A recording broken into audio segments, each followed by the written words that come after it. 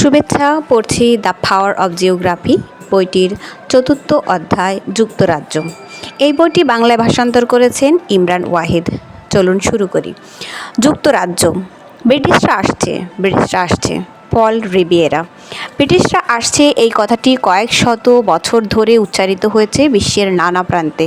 British সাম্রাজ্যের সেই সময় বড় হতে হতে পৃথিবীর প্রায় 1/4 উপর শাসন কায়েম করেছিল।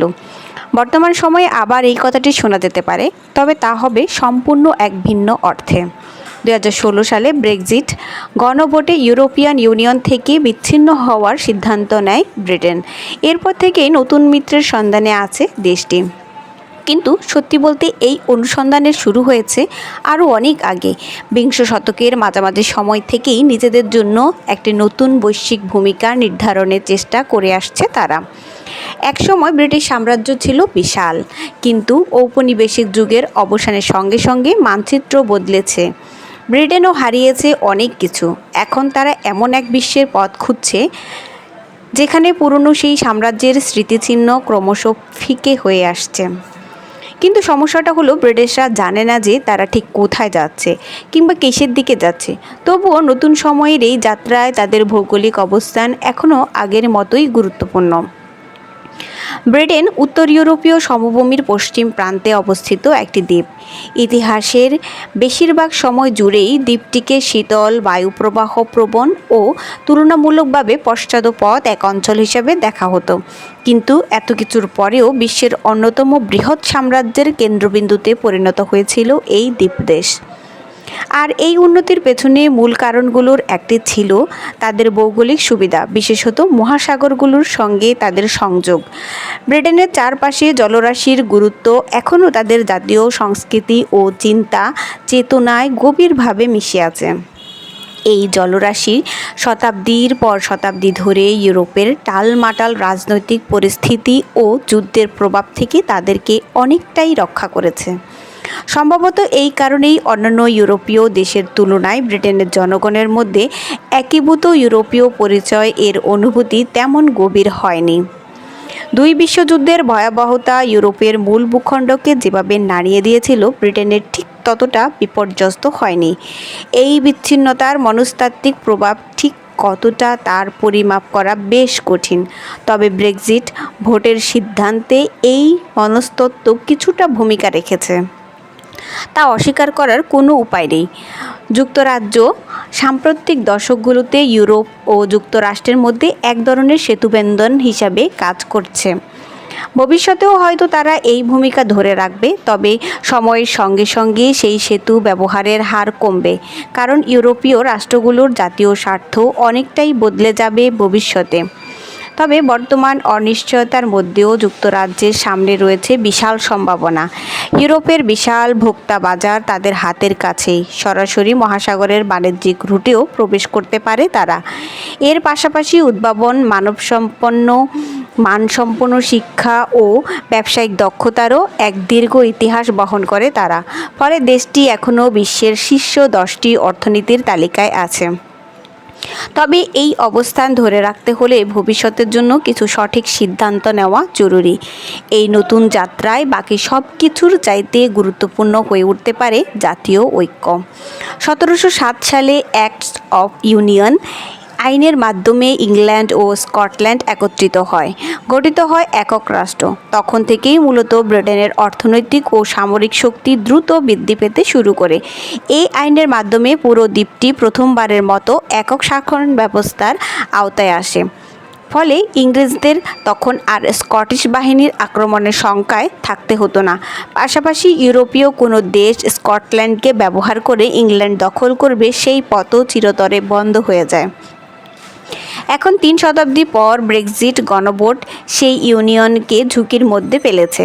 আজ লন্ডন হয়তো ফরাসি আক্রমণের ভয় পায় না, কিন্তু স্কটল্যান্ড যদি স্বাধীনতা লাভ করে তাহলে অর্থনীতি ও প্রতিরক্ষা ব্যবস্থার উপর যে প্রভাব পড়বে তা নিয়ে গভীর উদ্বেগের আছে ব্রিটেন। অষ্টাদশ শতকের এই রাজনৈতিক ইউনিয়ন প্রায় 400 মিলিয়ন বছর আগে স্বয়ং প্রকৃতি একটা ভিন্ন ধরনের ইউনিয়ন ঘটিয়েছিল এখানে। তখন ইংল্যান্ড ছিল অ্যাভালোনিয়া নামে ক্ষুদ্র একটি মহাদেশের অংশ। ইংল্যান্ডকে সাথে নিয়ে এই মহাদেশটি তখন ধীরে ধীরে উত্তর দিকে সরে যাচ্ছিল। ঠিক একই সময় স্কটল্যান্ড ছিল কয়েক হাজার কিলোমিটার দূরে। স্কটল্যান্ড তখন ছিল লরেন্টিয়া নামে এক বিশাল মহাদেশের অংশ। লরেন্টিয়ার সাথে স্কটল্যান্ডও অগ্রসর হচ্ছিল দক্ষিণের দিকে। এক পর্যায়ে সংঘর্ষ হয় এই দুই মহাদেশের। সংঘর্ষটি ঘটেছিল বর্তমান স্কটল্যান্ড ইংল্যান্ড সীমান্ত বরাবর। 120 সালে রোমান সম্রাট হ্যাড্রিয়ান এই সীমান্ত রেখা ধরে নির্মাণ করেন একটি বিশাল প্রতিরক্ষা প্রাচীর, যা ইতিহাসে হ্যাড্রিয়ানের প্রাচীর নামে পরিচিত। যদিও অ্যাভোলোনিয়া ও লরেন্টিয়ার সংঘর্ষে হিমালয়ের মতো কোনো বিশাল পর্বতশ্রেণী তৈরি করেনি, তবুও ছোট এই সংঘর্ষের ফলেই গড়ে ওঠে সেবিয়ট হিলস। এই পাহাড় শ্রেণী আজও ইংল্যান্ড ও স্কটল্যান্ডের প্রাকৃতিক সীমানা নির্ধারণ করে রেখেছে। ভূতাত্ত্বিক সংঘর্ষের এই অধ্যায় অতিক্রম করার পর পৃথিবীতে আসে নানা যুগ। একটা সময় পৃথিবীতে চলেছে রেইন ফরেস্টের বিস্তার, পরবর্তী ছিল ডাইনোসরের দাপট, এবং তারও পরে শুরু হয় ম্যামথদের রাজত্ব। প্রায় 8 লাখ বছর আগে প্রথম এই অঞ্চলে মানুষের আগমন ঘটে। তবে জলবায়ুর পরিবর্তনগত কারণে মানুষ বারবার এখানে এসেছে, আবার চলেও গিয়েছে। বরফ যুগ ফিরে এলে এই অঞ্চলে বসতি ত্যাগ করতে হতো। উষ্ণ আবহাওয়া ফিরে এলে মানুষ আবার ফিরত। এই আসা যাওয়ার চক্র চলতে থাকে হাজার হাজার বছর ধরে। জলবায়ু স্থায়ীভাবে মানব বসতির জন্য উপযোগী হয়ে ওঠার আগ পর্যন্ত কেউই এই অঞ্চলে স্থায়ীভাবে থাকতে পারেনি। আনুমানিক খ্রিস্টপূর্ব 10,000 সালে সমুদ্রপৃষ্ঠের উচ্চতা বাড়তে শুরু করলে আয়ারল্যান্ড ব্রিটেন থেকে আলাদা হয়ে যায়। একই সময় পানির নিচে তলিয়ে যায় ব্রিটেন ও ইউরোপের মূল ভূখণ্ডের মধ্যবর্তী অঞ্চল, যা আজও উত্তর সাগরের নিচে লুকিয়ে আছে। এর ফলে ব্রিটেন মূল ভূখণ্ড থেকে বিচ্ছিন্ন হয়েও পরিণত হয় একটি দ্বীপে।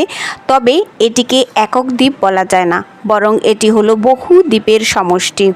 যদি আকার বিবেচনা করা হয়, পানির উপরে থাকা ভূমিখণ্ডগুলোর সংখ্যা গণনা করা হয়, তবে এর সংখ্যা হাজার ছাড়িয়ে যাবে। তবে এর মধ্যে শুধু 200টি দ্বীপে মানুষ বসবাস করছে। যুক্তরাজ্যের সরকারি নাম the United kingdom of great Britain and Northern Ireland. স্কটল্যান্ডের উত্তরে অবস্থিত হেব্রিডেস, ওর্কনি অ্যান্ড শেটল্যান্ড দ্বীপপুঞ্জ এবং ওয়েলসের পশ্চিম উপকূলে অবস্থিত অ্যাংলেসি দ্বীপ এই রাষ্ট্রের অন্তর্ভুক্ত। এছাড়া দক্ষিণে আইলস অফ স্কিলি অ্যান্ড আইল অফ ওয়াইট দ্বীপগুচ্ছ এই দেশটির অংশ। ভৌগোলিক অবস্থানে ব্রিটেনকে সরাসরি সংযুক্ত করেছে ইংলিশ চ্যানেল, উত্তর সাগর, আইরিশ সাগর এবং আটলান্টিক মহাসাগরের সঙ্গে। প্রস্থের বিচারে মূল ভূখণ্ডের সবচেয়ে প্রস্থ অংশ 500 কিলোমিটার।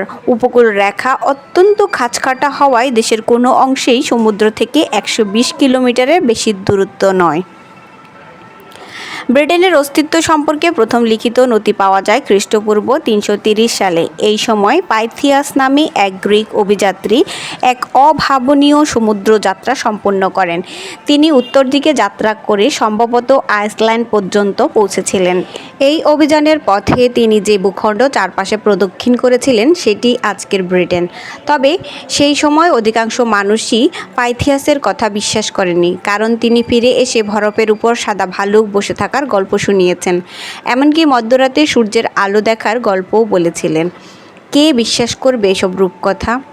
উত্তর সাগরের প্রচণ্ড ঠান্ডা এবং উত্তাল জলরাশি আমার একদমই পছন্দ না, তাই সাগরপথে কখনো গ্রেট ব্রিটেনে ঘুরে দেখা হয়নি আমার। কয়েক বছর আগে ইউরোপের বৃহত্তম এই দ্বীপটি ঘুরে দেখার পরিকল্পনা করি আমি। একটি সাইকেলে চেপে ব্রিটেনের এই প্রান্ত থেকে ওই প্রান্ত পর্যন্ত বিস্তৃত ল্যান্ডস এন্ড টু জন ওগ্রটস বা লেজোগ রুট ধরে পুরো দৈর্ঘ্য অতিক্রম করি তখন। এই পথটি প্রায় 1600 কিলোমিটার দীর্ঘ। সাধারণত দক্ষিণ থেকে উত্তরের দিকে যাত্রা করাই সুবিধাজনক, কারণ তাতে বাতাস পেছনে থেকে সহায়তা করে। 12 দিনের এই যাত্রা বেশ কষ্টকর হলেও এটি ছিল আনন্দময় এক অভিজ্ঞতা। তবে প্রতিদিনের পথ চলা বেশ শেষে উচ্চারণ, উপভাষা, স্থানের নামের ধরনের পরিবর্তন লক্ষ্য করে আমি সবচেয়ে বেশি বিস্মিত হয়েছি। মাত্র 50 কিলোমিটার ব্যবধানেই ভাষার ভিন্নতা চোখে পড়েছিল। এর পেছনে রয়েছে ভৌগোলিক বিচ্ছিন্নতা ও ভিন্নতা, ঐতিহাসিক প্রভাব। ব্রিটেনের অঞ্চলগুলো বিকশিত হয়েছে অপেক্ষাকৃত বিচ্ছিন্নভাবে। পাশাপাশি বিভিন্ন সময়ে রোমান, অ্যাংলো স্যাক্সন, ভাইকিং ও নরম্যানদের আগমনের ফলে বিভিন্ন সাংস্কৃতিক ও ভাষাগত পরিবর্তনের মধ্য দিয়ে গিয়েছে এই দেশটি। উদাহরণস্বরূপ বলা যায়, স্ক্যান্ডিনেভিয়ানরা ইংল্যান্ডে এসে বসতি স্থাপন করেছিল সেই সময়ে ইস্ট অ্যাংলিয়া রাজ্যে। বর্তমানের নরফোক, সাফোক, ক্যামব্রিজ এবং সাসেক্সের কিছু অংশ মিলে এই সময়ের ইস্ট অ্যাংলিয়া। স্ক্যান্ডিনেভিয়া অঞ্চলে ভাইকিংদের ভাষা থেকে শহরের নাম হয় বাই প্রত্যয়যুক্ত হওয়া শুরু হয়েছিল। ড্যানিশ ভাষায় বাই দিয়ে শহর বোঝানো হতো। ইংল্যান্ডের পূর্বে উপকূলে থেকেই হুইটবি বা গ্রিমসবি নামের বহু শহর দেখতে পাওয়া যায়। আবার স্কটল্যান্ডের পার্শ্ববর্তী ইয়র্কশায়ার এমন সময় শব্দ অপ্রচলিত ছিল যা দক্ষিণ ইংল্যান্ডের মানুষ বোঝে না। এমন ব্রেইন, বার্ন মানে শিশু, বেক মানে ছড়া বা ছোট নদী। পৃথিবীর বেশিরভাগ অঞ্চলেই আঞ্চলিক বৈচিত্র্য দেখা যায়, কিন্তু যুক্তরাজ্যের মতো ছোট্ট একটা দেশে এত অল্প দূরত্বে স্পষ্ট ভাষাগত ও সাংস্কৃতিক পার্থক্য খুব কম দেশেই চোখে পড়ে। সাধারণত যুক্তরাজ্যের প্রধান ভৌগোলিক বিভাজন দেখা যায় উত্তর দক্ষিণ অনুযায়ী। তবে উচ্চভূমি ও নিম্নভূমির পার্থক্যের কারণে যুক্তরাজ্যের মূল বিভাজন রয়েছে আসলে পূর্ব পশ্চিমে। যদি উত্তর পূর্ব দিকের টিজ নদী থেকে শুরু করে দক্ষিণ পশ্চিমের ডেভনে এসে এক্স নদী পর্যন্ত একটি রেখা টানা যায়, তাহলে ইংল্যান্ড ও ওয়েলসের উচ্চভূমি ও নিম্নভূমির বিভক্তি স্পষ্টভাবে বোঝা যায়। এই রেখার পশ্চিমে রয়েছে কঠিন শিলা ও উচ্চভূমি, সেখানে দেখা যায় লেক ডিস্ট্রিক্ট, ক্যাম্ব্রিয়ান পর্বতমালা ও ডার্টমুরের মতো মুর তৃণভূমি। অপরদিকে পূর্ব দিকের ভূমি অপেক্ষাকৃত সমতল এবং মাটি তুলনামূলক নরম ও চক শিলাযুক্ত। এর অন্যতম প্রমাণ ডোভার শহরের বিখ্যাত হোয়াইট ক্লিফ। এই ভৌগোলিক বৈশিষ্ট্যের যুক্তরাজ্যের পূর্বাঞ্চলের তুলনায় পশ্চিমাঞ্চলকে উষ্ণতর এবং বেশি বৃষ্টিপ্রবণ করেছে। ক্যারিবিয়ান অঞ্চল থেকে উৎপন্ন গালফ স্ট্রিম এর উষ্ণ স্রোত আটলান্টিক মহাসাগর পেরিয়ে যুক্তরাজ্যের পশ্চিম উপকূলে এসে পৌঁছায়। সাগরের উপর বয়ে যাওয়া বাতাস এই উষ্ণ স্রোতের আর্দ্রতা শোষণ করে, যা পরবর্তীতে উচ্চভূমিতে বাধাপ্রাপ্ত হয় এবং বৃষ্টিপাত ঘটায়। এই জলবায়ুগত বৈশিষ্ট্যের ফলে গ্রীষ্মমণ্ডলীয় স্বর্গরাজ্য না হওয়া সত্ত্বেও এই অক্ষাংশে অবস্থিত রাশিয়া বা কানাডার তুলনায় অনেক বেশি নাতিশীতোষ্ণ আবহাওয়া উপভোগ করে দেশটি, আর এই আবহাওয়া কৃষির জন্য বিশেষভাবে উপকারী। অবশ্য উত্তর দক্ষিণেও বিভাজন রয়েছে। যুক্তরাজ্যের পর্বতমালা মূলত মূল ভূখণ্ডের পশ্চিমাংশে অবস্থিত হলেও যত উত্তরের দিকে যাওয়া যায় পাহাড়গুলো ততই উঁচু হতে থাকে। স্কটল্যান্ডেও বেশিরভাগ উচ্চভূমি উত্তর থেকে পশ্চিম অংশে অবস্থিত। সমতল ভূমিতে নির্মাণ কাজ তুলনামূলকভাবে সহজ, তাই এই ভৌগোলিক পার্থক্য পরিকাঠামো উন্নয়নের ক্ষেত্রেও প্রভাব ফেলেছে। ইংল্যান্ডের উত্তর পশ্চিম ইয়র্কশায়ার ও উত্তর পূর্ব অংশে অবস্থিত লিডস, শেফিল্ড, ম্যানচেস্টার, লিভারপুল ও নিউক্যাসলের মতো শহরগুলো শিল্প বিপ্লবের সময় গুরুত্বপূর্ণ হয়ে উঠেছিল। তবে তুলা শিল্প, কয়লা খনি ও ভারী শিল্পের পতন এই অঞ্চলগুলোতে বড় অর্থনৈতিক ধাক্কা দেয়। অপরদিকে দক্ষিণ ইংল্যান্ডের দক্ষিণাংশে আবহাওয়া তুলনামূলকভাবে উষ্ণ। এই অংশে নদী তুলনামূলক সমতল এবং জমি কৃষির জন্য অনুকূল। পাশাপাশি রাজধানী লন্ডনের প্রভাবের কারণে উত্তরাঞ্চলের তুলনায় এই দক্ষিণাঞ্চল বেশি উন্নত। এই কারণেই ইংল্যান্ডের আয়তন যুক্তরাজ্যের মোট ভূমির অর্ধেকের সামান্য বেশি হলেও এই অংশে বাস করে যুক্তরাজ্যের 84% জনগণ। এমনকি স্কটল্যান্ডের বেশিরভাগ মানুষের বসবাসও দেশটির দক্ষিণ অংশে ইংল্যান্ডের সীমান্তের কাছাকাছি। তাদের শিল্প উন্নত এলাকাগুলো দক্ষিণে। তবে স্কটল্যান্ডের জনসংখ্যা এমনিতেও তুলনামূলকভাবে অনেক কম। ইংল্যান্ডে বসবাস করে প্রায় 56 মিলিয়ন মানুষ, ওয়েলসে জনসংখ্যা প্রায় 3 মিলিয়ন আর উত্তর আয়ারল্যান্ডে প্রায় 2 মিলিয়ন। সেই তুলনায় স্কটল্যান্ডের জনসংখ্যা মাত্র 5.5 মিলিয়ন।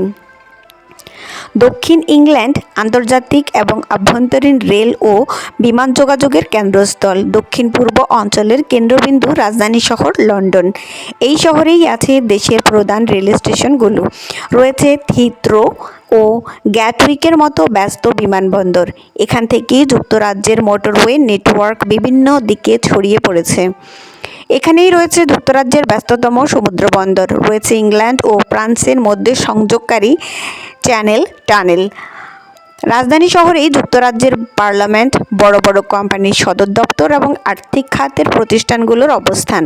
যুক্তরাজ্য একটি আধুনিক রাষ্ট্র, যা গড়ে উঠতে লেগেছে দীর্ঘ সময় এবং এর পেছনে রয়েছে প্রচুর রক্তক্ষয়ের ইতিহাস।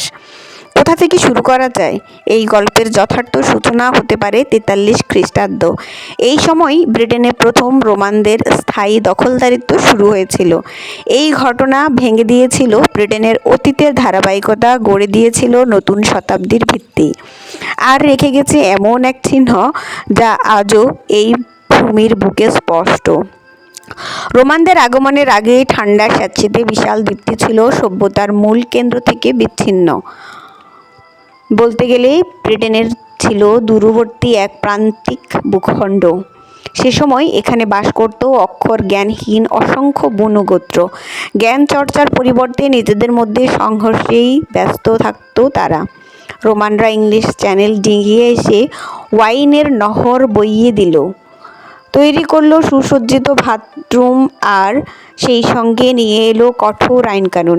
রোমানরা ব্রিটেনের খবর জানতে পারে মূলত জুলিয়াস সিজারের ব্রিটেন অভিযানের প্রতিবেদন থেকে। সিজার এখানে অভিযান চালিয়েছিলেন প্রায় আরও 1 শতাব্দী আগে। তিনি লিখেছিলেন, ব্রিটেনের অধিবাসীরা নীল রঙে নিজেদের শরীর রাঙায়, তারা বর্বর ও যুদ্ধপ্রিয়। তাই সম্রাট ক্লডিয়াস যখন ব্রিটেন দখলের সিদ্ধান্ত নেন, তখন তিনি কোনো ঝুঁকি না নিয়ে 40,000 অভিজ্ঞ সৈন্য পাঠিয়েছিল। এই বিপুল শক্তির প্রয়োজনও হয়েছিল।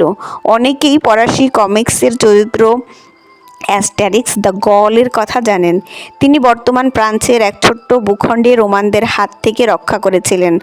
কেল্টিক ব্রিটেনরা ছিল তার চাইতেও ভয়ঙ্কর প্রতিপক্ষ।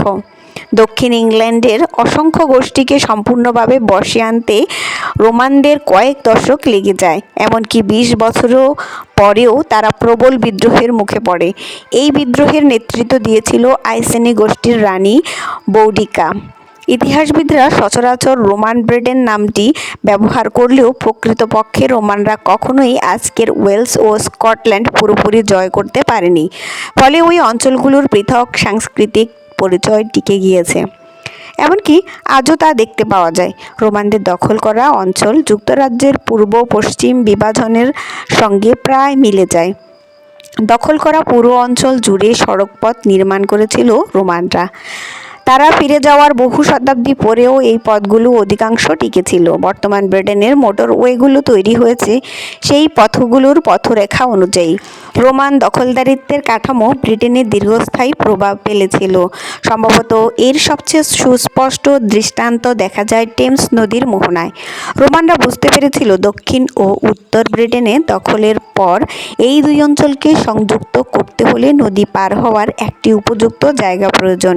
সেটি হতে হবে মোহনার কাছাকাছি, যাতে তাদের জাহাজ ভিড়তে পারে। আবার জায়গাটিও হতে হবে নদীর এমন এক সরু অংশে যেখানে 2 তীর মজবুত ভূমি রয়েছে। তারা এমন একটি জায়গা খুঁজে পায় নদীর উত্তর তীরে 2টি ছোট পাহাড়ের মাঝে। এই জায়গাটাতে নদী সরু হয়ে এসেছে। রোমানরা রোম নগরী গড়ে তুলেছিল 7টি পাহাড়ের উপর, কিন্তু ব্রিটেনে এসে তারা প্রথম শহর প্রতিষ্ঠা করে মাত্র 2 পাহাড়ের উপর, লুডগেট হিল ও কর্নহিল। সেখানেই তারা প্রতিষ্ঠা করেছিল লন্ডিনিয়াম, যা আজকের লন্ডন শহর। এখানেই নির্মিত হয়েছিল প্রথম লন্ডন ব্রিজ। রোমানদের ভাষায় এটা ছিল ব্রিটানিয়ার প্রবেশদ্বার। নবগঠিত এই নগরী দ্রুত সমৃদ্ধ হয়ে ওঠে। রোমানদের নির্মিত সবগুলো প্রধান সড়ক লন্ডিনিয়ামের সঙ্গে যুক্ত ছিল, আর এখান থেকেই সাম্রাজ্যের বিভিন্ন অংশে পাঠানো হতো পণ্য। প্রথম শতকের শেষ দিকে এসে শহরটির জনসংখ্যা 50,000-এ ছাড়িয়ে যায়। 300 বছর পর রোমান সেনারা খুব তাড়াহুড়ো করে ব্রিটেন ছেড়ে যায়, কারণ তাদের কাছে এই অনগ্রসর দ্বীপের চেয়ে বেশি জরুরি ছিল রোমান সাম্রাজ্যের পতন ঠেকানো। তারা যে অর্থনৈতিক কাঠামো তৈরি করেছিল তার বিদায়ের ফলে তা ধসে পড়ে। নগরগুলো দ্রুত পরিত্যক্ত হয়ে যায় এবং লেখাপড়ার চর্চাও বিলুপ্ত হয়। রোমানরা চলে যাওয়া মাত্রই আগ্রাসীদের লোভনীয় লক্ষ্যবস্তুতে পরিণত হয় বৃষ্টি ভেজা এই দ্বীপটি, কারণ রোমান শাসনের অবসানের পর দ্বীপটি পুনরায় ছোট ছোট যুদ্ধবাজ গোষ্ঠীতে বিভক্ত হয়ে পড়ে। এই দুর্বল পরিস্থিতির সুযোগ নিয়ে একের পর এক দখলদার এসে উপস্থিত হয় এখানে।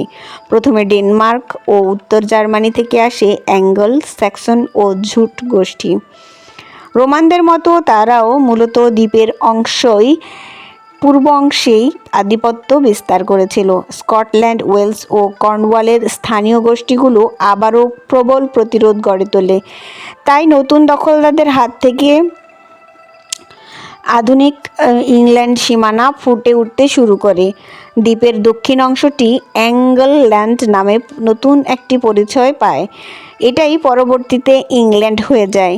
কেল্টিক ভাষাগুলো ধীরে ধীরে হারিয়ে যেতে শুরু করে এবং তার পরিবর্তে জায়গা করে নেয় জার্মানিক ভাষা থেকে উদ্ভূত ওল্ড ইংলিশ। এই ওল্ড ইংলিশই আজকের আধুনিক ইংলিশ ভাষার ভিত্তি। 600 সালে অ্যাংলো স্যাক্সনরা ব্রিটেনে বেশ কয়েকটি রাজ্য প্রতিষ্ঠা করে। এর মধ্যে আয়ারল্যান্ডের স্কটি জাতিগোষ্ঠী স্কটল্যান্ডের পশ্চিম অংশে আক্রমণ চালিয়ে বসতি স্থাপন করে, আর এই সময় থেকেই ব্রিটেনের উত্তরাঞ্চলের 1/3 নাম হয়ে ওঠে স্কটল্যান্ড। এরপর দক্ষিণ ইংল্যান্ডে শুরু হয় একের পর এক রাজার পালাবদল। তাদের বেশিরভাগের নামই ছিল এডওয়ার্ড, এগবার্ড ইত্যাদি। আবার কিছু নাম শুরু হতো ই দিয়ে, যেমন ইথেলরেড। আর এদের সবারই প্রধান সমস্যা ছিল উত্তর থেকে আসা ভাইকিং আক্রমণ।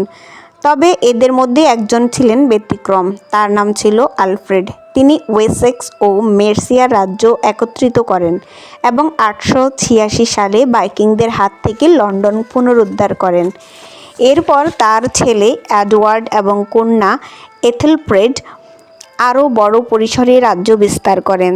তারা ভাইকিংদের রাজধানী ইয়র্ক দখল করে নর্দাম্ব্রিয়া পর্যন্ত নিজেদের নিয়ন্ত্রণ প্রতিষ্ঠা করেন। এগিয়ে যান পশ্চিম ওয়েলসের দিকে। এই রাজবংশকে বলা হতো হাউস অব ওয়েসেক্স। পরবর্তীতে এডওয়ার্ডকে ইংরেজদের রাজা হিসেবে উল্লেখ করা হয়েছে। কেউ কেউ অবশ্য ব্রিটেনের রাজাও বলার চেষ্টা করেন, তবে সেটা আসলে অতিরঞ্জিত দাবি। ইংল্যান্ডের ব্রিটেন হয়ে উঠতে তখনও অনেক বাকি, কয়েক শত কিলোমিটার ভূখণ্ড আর কয়েক শত বছর সময়। ইংল্যান্ডের শাসনভার হাউস অব ওয়েসেক্সের হাতেই ছিল। এডওয়ার্ডের পর আসেন এডমন্ড, এড্রেড, এমনকি এডউইগ নামের এক রাজা। এরপর এলেন কিং এডগার দ্য ফেথফুল। শাসনকাল 959 থেকে 975। তার শান্ত স্বভাবের বাইরে ইতিহাসের তার গুরুত্বপূর্ণ অবদান ছিল রাজ্যটিকে তিনি বিভিন্ন কাউন্টি বা শায়ারে বিভক্ত করা। কাউন্টিগুলোর নাম এখনও প্রচলিত আছে। এই সময়ের মধ্যে নিজস্ব সংস্কৃতি ও আত্মপরিচয়ের এক ক্রমবর্ধমান বোধ নিয়ে ইংল্যান্ড একটি স্বতন্ত্র পরিচয় গড়ে ওঠে। একইভাবে স্কটল্যান্ডও যুদ্ধবাজ গোষ্ঠীগুলোর অন্তর্দ্বন্দ্ব থেকে সরে এসে একটি ঐক্যবদ্ধ রাজ্যের রূপ নিতে শুরু করে। 8ম ও 9ম দশকে ভাইকিংরা ইংল্যান্ডে আসতো মূলত লুটপাট করতে। তবে রাজা আলফ্রেডের সময় পূর্ব ও উত্তরাঞ্চলে ড্যানিশরা বেশ কিছু স্থায়ী বসতি গড়ে তুলেছিল। 10ম শতাব্দীর শেষ ভাগে এডগারের পুত্র এথেলরেড দ্য অ্যান্ড্রেডি শাসনামলের আবারও ভাইকিংরা হানা দিতে শুরু করে। শুরুতে লুটপাটের মধ্যে সীমাবদ্ধ থাকলেও 991 সালে তারা বিশাল নৌবহর নিয়ে দক্ষিণ উপকূলে এসে হাজির হয়। ম্যালডনের যুদ্ধে ইংরেজরা পরাজিত হওয়ার পর বিপুল অর্থ দিয়ে ডেনিশদের শান্ত রাখার কৌশল নেন রাজা এথেলরেড। তবে ভাইকিংদের লুটপাট থামেনি। তারা বারবার হামলা চালিয়ে রাজার কাছে অর্থ দাবি করতে থাকে। 1001 সালে একটি ড্যানিশ বহর হামলা চালায় সাসেক্সের উপকূলে। 1002 সালে রেপেলে এথেলরেড আবারও বিপুল অর্থ দিয়ে তাদের শান্ত করেন, তবে এরপর তিনি এক নিষ্ঠুর পদক্ষেপ নেন। সেই বছরই নভেম্বর মাসে ইংল্যান্ডে বসবাসরত সকল ড্যানিশ পুরুষকে হত্যার নির্দেশ দেন তিনি। এই হত্যাকাণ্ডের প্রতিশোধ নিতে ডেনমার্কের রাজা স্বেইন ফর্কবিয়ার্ড 1004 সালে ইংল্যান্ডে এক ব্যাপক দখল অভিযান শুরু করেন। 1013 সালে পুরো ইংল্যান্ড তার দখলে আসে এবং এথেলরেড পরিবারসহ ইংলিশ চ্যানেলের অপর পারে ফ্রান্সের নরমান্ডিতে পালিয়ে যান। পরে স্বেইনের পুত্র ক্যানিউট ইংল্যান্ড শাসন করতে শুরু করেছিলেন। 1035 সালে ক্যানিউটের মৃত্যুর পর ড্যানিশ শাসন দ্রুত দুর্বল হয়ে পড়ে এবং শেষ পর্যন্ত 1042 সালে ক্যানিউটের বংশ নিঃশেষ হয়ে এথেলরেডের আরেক ছেলে এডওয়ার্ড দ্য কনফেসর ইংল্যান্ডের রাজা হন। তিনি রাজত্ব করেন 1066 সাল পর্যন্ত। সমস্যা হলো, এডওয়ার্ড দ্য কনফেসর এর কোনো ছেলে সন্তান ছিল না। তখনকার প্রথা অনুযায়ী বৈধ উত্তরাধিকারের খোঁজ করতে গিয়ে ইংল্যান্ডে ডাকা হয় নির্বাসিত রাজপুত্র এডওয়ার্ড দ্য এক্সাইলকে। বহু বছর বিদেশে কাটানোর পর 1957 সালে ইংল্যান্ডে ফিরে আসেন তিনি, কিন্তু দেশে ফিরেই হঠাৎ মৃত্যু হয় তার। সমকালীন সূত্র অনুযায়ী এটা ছিল খুবই রহস্যজনক মৃত্যু। তালকার মৃত্যুর পর উত্তরাধিকারী হন তার ছেলে এডগার দ্য এথেলিং। কিন্তু 1066 সালে যখন এডওয়ার্ড দ্য কনফেসর মারা গেলেন, এডগারও তখন অপ্রাপ্তবয়স্ক, তাই তাকে সিংহাসনের যোগ্য উত্তরাধিকারী মনে করা হয়নি। এমন পরিস্থিতিতে অভিজাতদের সমর্থন পেয়ে সিংহাসনে বসেন এডওয়ার্ডের ঘনিষ্ঠতম উপদেষ্টা হ্যারল্ড গডউইনসন। আর এরপরই ঘটে নরম্যানদের আগমন।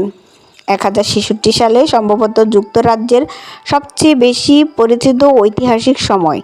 হ্যারল্ড গডউইন সিংহাসনে বসলেও সেই বছরের ঘটনার ঘনঘটা তখনও শেষ হয়নি। ইংলিশ চ্যানেলের অপর পারে ফ্রান্সের নরম্যান্ডি অঞ্চলে নরম্যানদের বাস। এডওয়ার্ড দ্য কনফেসর জীবনের এক পর্যায়ে নির্বাসনে নরম্যান্ডিতে ছিলেন এবং সেখানকার ডিউক পরিবারের সাথে ঘনিষ্ঠ সম্পর্ক তৈরি করেছিলেন তিনি। এডওয়ার্ড দ্য কনফেসরের মৃত্যুর পর নরম্যান্ডির ডিউক উইলিয়াম দাবি করেন এডওয়ার্ড নাকি তাকে সিংহাসনের উত্তরসূরি করে গিয়েছিলেন। আরও দাবি করা হয় হ্যারল্ড গডউইনসন নরম্যান্ডিতে এসে শপথ করেছিলেন যে তিনি উইলিয়ামের দাবিকে সমর্থন করেন, কিন্তু বাস্তবে হ্যারল্ড নিজেকে রাজা ঘোষণা করলে উইলিয়াম এটিকে বিশ্বাসঘাতকতা বলে মনে করেন। এই বছরের সেপ্টেম্বর মাসে ইংল্যান্ডের দক্ষিণ উপকূলে অবতরণ করেন ডিউক উইলিয়াম। হেস্টিংসের যুদ্ধে হ্যারল্ডের বাহিনীকে পরাজিত করে লন্ডনের দিকে অগ্রসর হন তিনি। ডিসেম্বর মাসে লন্ডন দখল করে নিজেকে ইংল্যান্ডের রাজা ঘোষণা করেন উইলিয়াম। লন্ডনের ওয়েস্টমিনস্টার অ্যাবেতে অনুষ্ঠিত হয় সেই অভিষেক অনুষ্ঠানটি। প্রতীকীভাবে অত্যন্ত গুরুত্বপূর্ণ এটি। এর মাধ্যমে আসলে ইংল্যান্ডে অ্যাংলো স্যাক্সন শাসনের পরিসমাপ্তি ঘটে, শুরু হয় নরম্যানদের শাসন। ভিত্তি তৈরি হয় আধুনিক ব্রিটিশ রাজতন্ত্রের। এই বিশেষ ঘটনা পরবর্তী কয়েক শতাব্দী ধরে ইংল্যান্ডের সমাজ, প্রশাসন, আইন এমনকি ভাষাকেও গভীরভাবে প্রভাবিত করে। লন্ডন তখনও রাজধানী হিসেবে আনুষ্ঠানিক মর্যাদা পায়নি। সেই স্বীকৃতি পেতে লেগেছিল আরও এক শতাব্দী। তবে উইলিয়ামের শাসনামলেই শহরটি দ্রুত বাড়তে শুরু করে। তিনি টেমস নদীর তীরে বিশাল দুর্গ টাওয়ার অফ লন্ডন নির্মাণ করেন, যা কেবল প্রতিরক্ষা স্থাপনা নয় বরং রাজকীয় কর্তৃত্ব ও নরম্যান শক্তির প্রতীক হয়ে ওঠে। এরপরে লন্ডন ধীরে ধীরে একটি প্রশাসনিক ও অর্থনৈতিক কেন্দ্র হিসেবে বিকশিত হয়। পরবর্তী সময়ে ঐতিহাসিকরা উইলিয়ামকে অভিহিত করেছিলেন উইলিয়াম দ্য কনকারার নামে। নরম্যান আক্রমণ ছিল রোমানদের বিদায়ের পর ব্রিটিশ ইতিহাসে ঘটে যাওয়া সবচেয়ে গুরুত্বপূর্ণ ঘটনা। নরম্যানরা স্ক্যান্ডিনেভিয়ার সঙ্গে দীর্ঘদিনের সম্পর্ক ছিন্ন করে পশ্চিম ইউরোপমুখী করে তোলে ইংল্যান্ডকে। নরম্যানদের শাসন ব্যবস্থা ইংল্যান্ডকে নরম্যান ফ্রান্সের সঙ্গে সংযুক্ত সংযুক্তি স্থাপনের কৌশলগত কেন্দ্র হিসেবে প্রতিষ্ঠিত হয়। ইংরেজি ভাষায় প্রবেশ করতে শুরু করে ফরাসি ভাষার শব্দ। ফরাসি শৈলীতে নির্মাণ করা হয় বিশাল বিশাল ক্যাথেড্রাল, আর নতুন ফরাসি জমিদাররা নিজেদের রক্ষার জন্য দেশের বিভিন্ন প্রান্তে নির্মাণ করতে থাকে নতুন নতুন দুর্গ।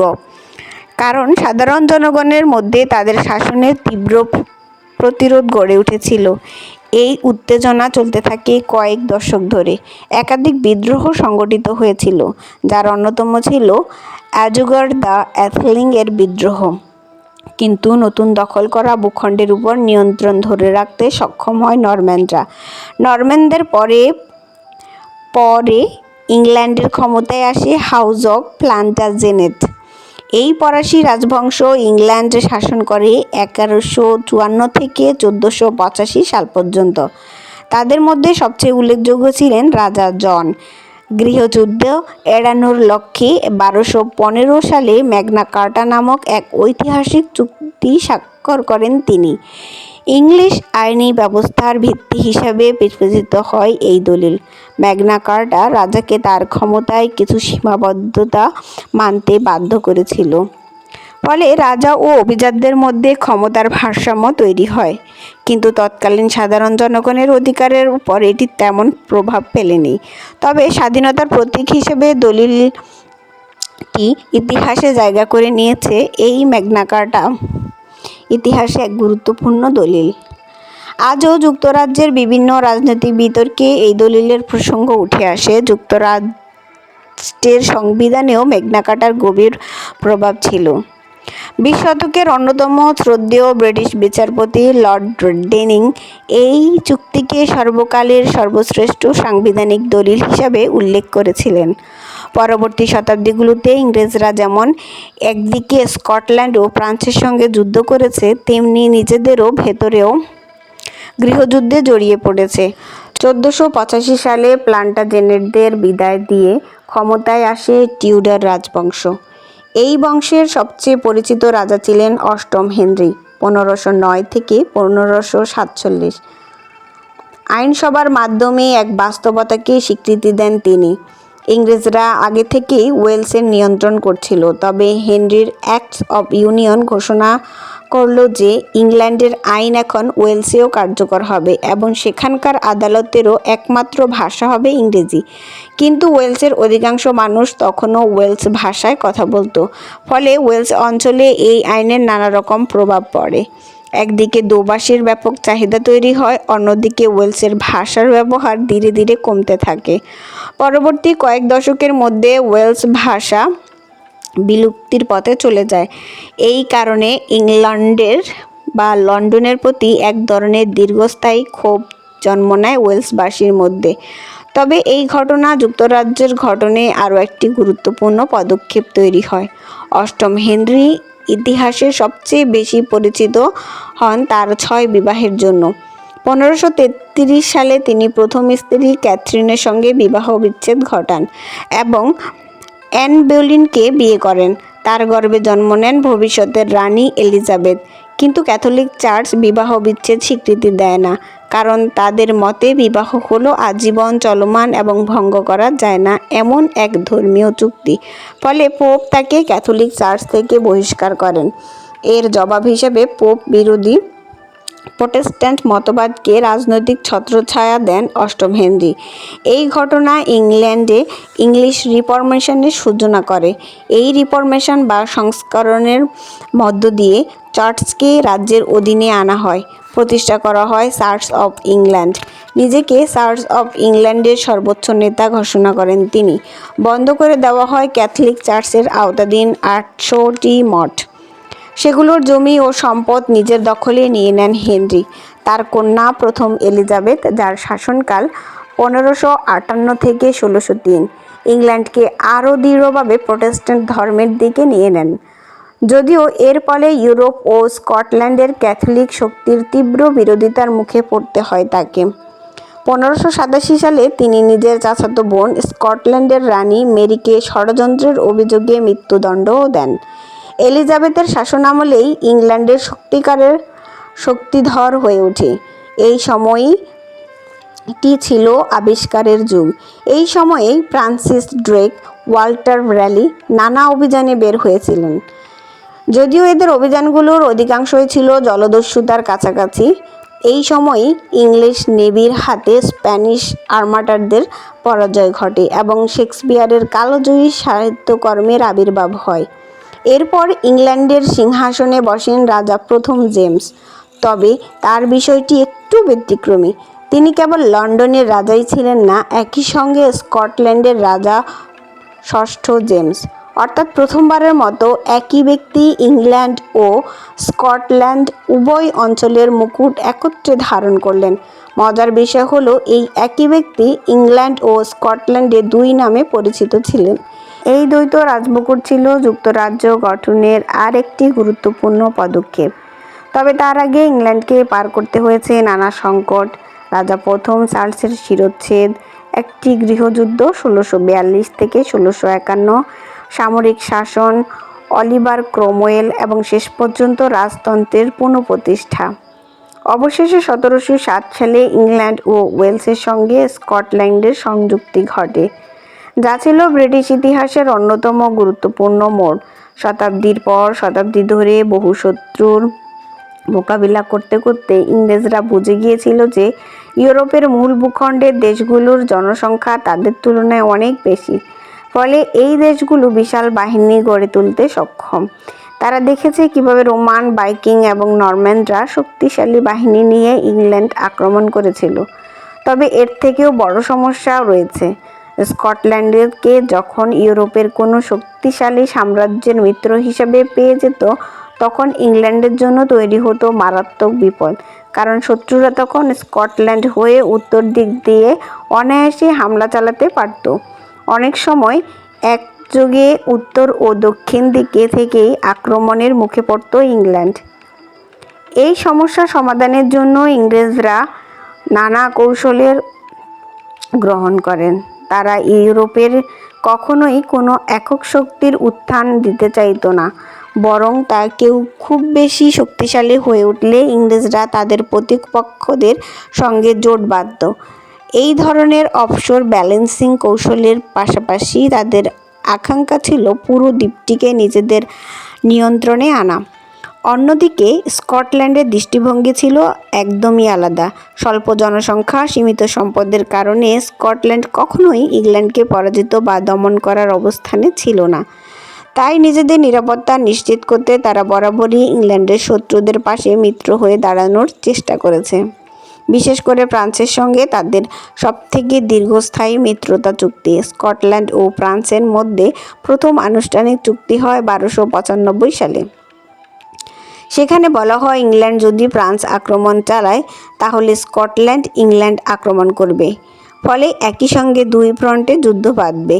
এই চুক্তি পাওয়া মাত্র ইংরেজরা স্কটল্যান্ডে হামলা চালায়, তবে আক্রমণ করে খুব একটা সুবিধা হয়নি। এরপর পরবর্তী 250 বছর ধরে স্কটল্যান্ড ও ফ্রান্সের সব নেতাই এই চুক্তি নবায়ন করে গেছেন। শুধু ফ্রান্সের রাজা একাদশ লুই ছিলেন এর ব্যতিক্রম। এই দীর্ঘস্থায়ী জোট পরে পরিচিত হয় ওল্ড অ্যালায়েন্স নামে। ফ্রান্স স্কটিশ বাহিনীকে অর্থ ও অস্ত্র দিয়ে সহায়তা দিত এবং ইংল্যান্ড আক্রমণ চালাতে উৎসাহিত করত। স্কটিশ ও ফরাসি সেনারা শত শত বছর ধরে একে অপরের হয়ে যুদ্ধে লড়েছে। তবে 1707 সালে নানা কারণে নানা পরিস্থিতিতে এই পরিস্থিতি বদলে যায়। স্কটল্যান্ড ও ইংল্যান্ড এর মধ্যকার অ্যাক্টস অফ ইউনিয়ন বাস্তবায়িত হয়। এই ঘটনার এক শতাব্দী পরে দুই দেশের মধ্যে রাজমুকুট একীভূত হওয়ার দ্বন্দ্ব কিছুটা কমে গিয়েছিল। দুই দেশের মধ্যে বাণিজ্যও ধীরে ধীরে বৃদ্ধি পাচ্ছিল। তাছাড়া ইংরেজরা ইতিমধ্যে উত্তর আমেরিকা, ওয়েস্ট ইন্ডিজ, ভারত ও আফ্রিকায় উপনিবেশ গড়ে তুলেছিল। এতে একদিকে তারা দ্রুত ধনী হয়ে উঠছিল, পাশাপাশি শিল্প বিপ্লবের প্রথম ইঙ্গিতও দেখা যাচ্ছিল। কিন্তু স্কটল্যান্ডের অবস্থা ছিল ভিন্ন। 1690 এর দশকে টানা কয়েক বছর ফসল নষ্ট হওয়ার কারণে হাজার হাজার মানুষ অনাহারে মারা যায়। অর্থনৈতিকভাবে লাভবান হওয়ার জন্য তাদের কোনো উপনিবেশও ছিল না। এই দুর্বল অবস্থা নিয়ে নতুন শতাব্দীতে প্রবেশের জন্য প্রস্তুত ছিল না তারা। স্কটল্যান্ড একবার উপনিবেশ গঠনের চেষ্টা করেও দুর্ভাগ্যজনকভাবে ব্যর্থ হয়। 1698 সালে 5টি স্কটিশ জাহাজের একটি বহর নিয়ে উপনিবেশ স্থাপনের লক্ষ্য নিয়ে পানামার উদ্দেশ্যে যাত্রা করে।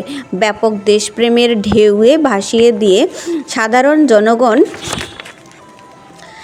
কাছ থেকে এক অভিযানের জন্য তহবিল সংগ্রহ করা হয়, তবে বাস্তবতা ছিল নির্মম। অধিকাংশ স্কটিশরা সেখানে পৌঁছানোর পরপরই রোগে আক্রান্ত হয়ে মারা যায়। বাকি জীবিতরা স্প্যানিশ নৌবাহিনীর অবরোধের মুখে পড়ে উপনিবেশ ছেড়ে পালাতে বাধ্য হয়। স্কটল্যান্ডের আশা ছিল এই উপনিবেশ থেকে প্রচুর সম্পদ আসবে, যার মাধ্যমে তারা পাল্লা দিতে পারবে স্পেন, পর্তুগাল এবং ইংল্যান্ডের মতো সাম্রাজ্যবাদী শক্তির কাছে। কিন্তু শেষ পর্যন্ত ফলাফল হলো মৃত্যুর মিছিল এবং বিপর্যয়। এই ব্যর্থতা স্কটল্যান্ডের স্বাধীনতার অবসানে বড় ভূমিকা রাখে। আজকের দিনের পানামার মানচিত্রেও পুন্তা এসকোসেস বা স্কটিশ পয়েন্ট নামে এই ঘটনাটির একটি ছাপ রয়ে গেছে। এই ব্যর্থ উদ্যোগের ক্ষয়ক্ষতি নিয়ে ঐতিহাসিকদের মতভেদ থাকলেও অনেকেই ধারণা করেন স্কটল্যান্ডের মোট সম্পদের অন্তত 1/5 এই অভিযানে নষ্ট হয়েছিল। কেউ কেউ তো বলেন আরও বেশি। ফলে বিশাল ঋণে চাপে পড়ে যায় দেশটি। এ কারণেই 1707 সাল নাগাদ দারিদ্র্য পীড়িত স্কটল্যান্ডের জন্য ইংল্যান্ডের বাজারে প্রবেশাধিকার পাওয়া খুব জরুরি হয়ে দাঁড়ায়।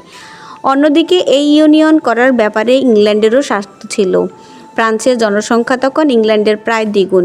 ইংরেজরা একদমই চাইত না যে স্কটল্যান্ড আবার ফ্রান্সের সঙ্গে পুরনো ওল্ড অ্যালায়েন্সের পথে ফিরে যাক।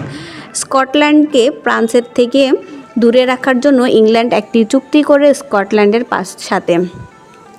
এই চুক্তির শর্ত অনুযায়ী ইংল্যান্ড স্কটল্যান্ডকে তাদের দেনা শোধ করতে যথেষ্ট পরিমাণে অর্থ দেয়। উভয় দেশের পার্লামেন্টে পাশ হয় অ্যাক্টস অফ ইউনিয়ন, আর এর মধ্য দিয়ে গোটা দ্বীপটি প্রথমবারের মতো একটি একক সরকার পায়। পরবর্তী 2 শতকে ব্রিটেন যে তার শক্তির সর্বোচ্চ শিখরে পৌঁছে গিয়েছিল তা মোটেই কাকতালীয় নয়। আগে নিজেদের সীমান্ত রক্ষার জন্য স্কটল্যান্ড ও ইংল্যান্ডকে পৃথক সেনাবাহিনী গড়ে তুলতে হতো, কিন্তু এখন সেই অর্থ ব্যবহার হলো ইউরোপীয় শক্তিগুলোর আক্রমণ ঠেকানোর জন্য।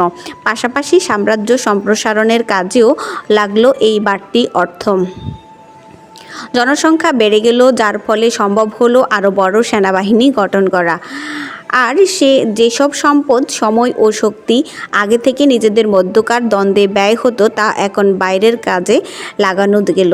আর বাইরের বলতে ব্রিটিশরা বোঝাতো গোটা পৃথিবীকে। ব্রিটিশ সাম্রাজ্য দ্রুত বিস্তৃতি লাভ করতে থাকলো, আর যতই বিস্তৃত হলো ততই তাদের সঙ্গে প্রতিদ্বন্দ্বিতা করা কঠিন হয়ে পড়ল। এই সাফল্যের মূল চাবিকাঠি ছিল সমুদ্র নিয়ন্ত্রণ।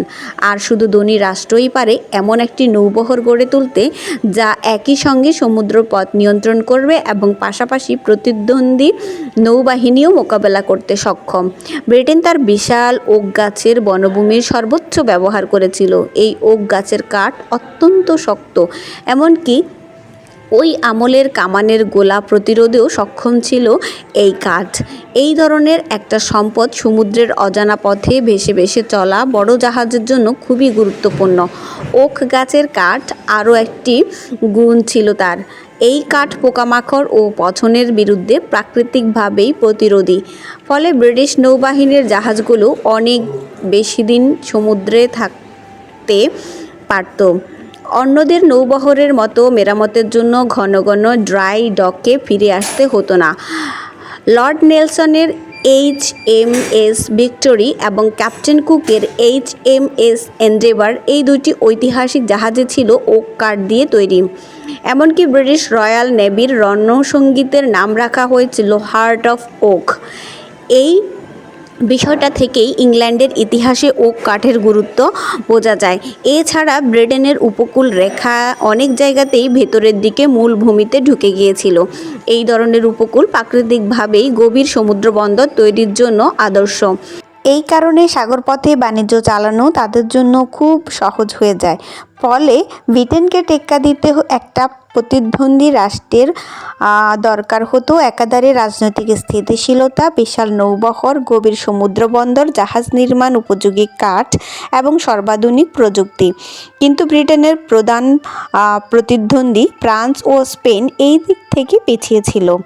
আগের শতাব্দীগুলোতেও ইউরোপ জুড়ে অবিরাম যুদ্ধ চালিয়ে তাদের নিজেদের সম্পদ যথেষ্ট পরিমাণে নষ্ট করেছিল তারা। পাশাপাশি দেশের উন্নতির দিকেও তাদের মনোযোগ ছিল কম। শিল্প বিপ্লবে ব্রিটেনের তুলনায় অনেক ধীর গতিতে এগুচ্ছিল তারা। উদাহরণস্বরূপ বলা যায় 1780 সালে ব্রিটেন যেখানে প্রায় 20,000টি সুতা কাটার যন্ত্র ছিল, ফ্রান্সে তখন এই যন্ত্রের পরিমাণ ছিল মাত্র 900টি। আকারেও ফ্রান্স ও স্পেন যুক্তরাজ্যের দ্বিগুণ, ফলে তাদের পরিবহন খরচও পড়ত বেশি। অন্যদিকে ব্রিটেনের অবস্থান ছিল সমুদ্রের মধ্যে এবং তাদের দেশটিও বেশ সরু। দেশের নানা প্রান্তে থাকা নদী ও খাল পথে কম খরচেই কাঁচামাল শিল্পাঞ্চলে পৌঁছাতো, এতে সময়ও লাগতো কম। অন্যদিকে তৈরি হওয়া এইসব পণ্য জলপথে সহজেই দেশীয় ও বৈদেশিক বাজারে পাঠানো যেত। ব্রিটেনের আরও বড় সুবিধা ছিল তাদের বিপুল কয়লার মজুদ। এগুলোর অবস্থান ছিল মূলত শিল্পাঞ্চলগুলোর কাছাকাছি। 1830-এর দশকে রেলওয়ে নেটওয়ার্ক গড়ে উঠতে শুরু করলেও কাঁচামাল পরিবহনের গতি আরও বেড়ে যায়। ফলে ব্রিটেনের শিল্প বিপ্লবে আরও গতি পায়। 1801 সালে আরেকটি অ্যাক্টস অব ইউনিয়নের মাধ্যমে আয়ারল্যান্ডও ব্রিটেনের সাথে যুক্ত হয়। যদিও বাস্তবে ইংল্যান্ড 250 বছরেরও বেশি সময় ধরে আয়ারল্যান্ডকে নিয়ন্ত্রণ করে আসছিল, এই আইনের ফলে প্রথমবারের মতো United kingdom of great Britain and Ireland নামে একীভূত রাষ্ট্র গঠিত হয়। এরপর ইউরোপের একের পর এক যুদ্ধ চললেও যুক্তরাজ্য সেগুলো থেকে দূরে থাকার চেষ্টা করত, কারণ তারা চেয়েছিল ইউরোপের প্রতিদ্বন্দ্বী শক্তিগুলো পরস্পরের সঙ্গে যুদ্ধ করে দুর্বল হয়ে পড়ুক। তবে যখনই ব্রিটেনের অস্তিত্বের হুমকির মুখে পড়েছে বলে মনে হয়েছে, তখনই যুদ্ধে ঝাঁপিয়ে পড়েছে তারা। 1800 শুরুর দিকে তাদের জন্য সবচেয়ে বড় হুমকি হয়ে ওঠেন নেপোলিয়ন বোনাপার্ট। নেপোলিয়নের বিরুদ্ধেও ব্রিটেন সেই পুরনো অফশোর ব্যালেন্সিং কৌশলই অবলম্বন করেছিল, তবে খুব বেশি পরিশ্রম তাদের করতে হয়নি। নেপোলিয়ন এতটাই হুমকি সৃষ্টি করেছিল যে প্রায় পুরো ইউরোপই তার বিরোধিতায় যুক্ত হয়ে পড়ে। 1803 সালে নেপোলিয়ন সিদ্ধান্ত নিলেন আমেরিকানদের কাছ থেকে লুইজিয়ানা বিক্রয়ের বিনিময়ে পাওয়া অর্থ ব্যবহার করে ব্রিটেন আক্রমণ করবেন।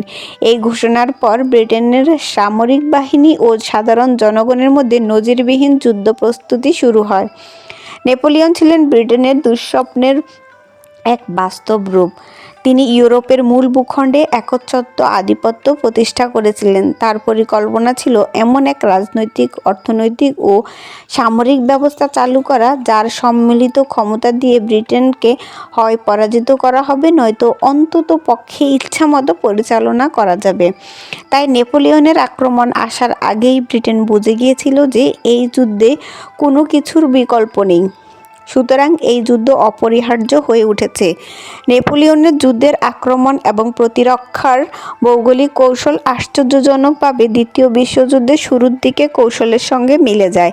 নেপোলিয়নের পরিকল্পনা ছিল শিরনেস ও সাথাম উপকূলে সৈন্য নামিয়ে 4 দিনের মধ্যেই লন্ডনে পৌঁছে যায়। ফরাসি সৈন্যদের ইংলিশ চ্যানেল পার করার জন্য বোলন শহরের 2 পাশের উপকূল জুড়ে অসংখ্য বার্জ প্রস্তুত করা হয়। অন্যদিকে ব্রিটিশরা সেনা ও মিলিশিয়া বাহিনী মোতায়েন করে রেখেছিল কেন্ট ও সাসেক্স উপকূলে। সেখানে নতুন করে দুর্গ ও কামান বসানোর স্থান নির্মাণ করা হয়। সেই সব দুর্গ ও কামানঘর এখনও অনেক জায়গায় রয়ে গেছে। তবে নৌবাহিনীর দুর্বলতা সহ বিভিন্ন কারণে শেষ পর্যন্ত এই আক্রমণ পরিকল্পনা বাতিল করেন নেপোলিয়ন। এর বদলে তিনি মনোযোগ দেন ইউরোপের দিকে।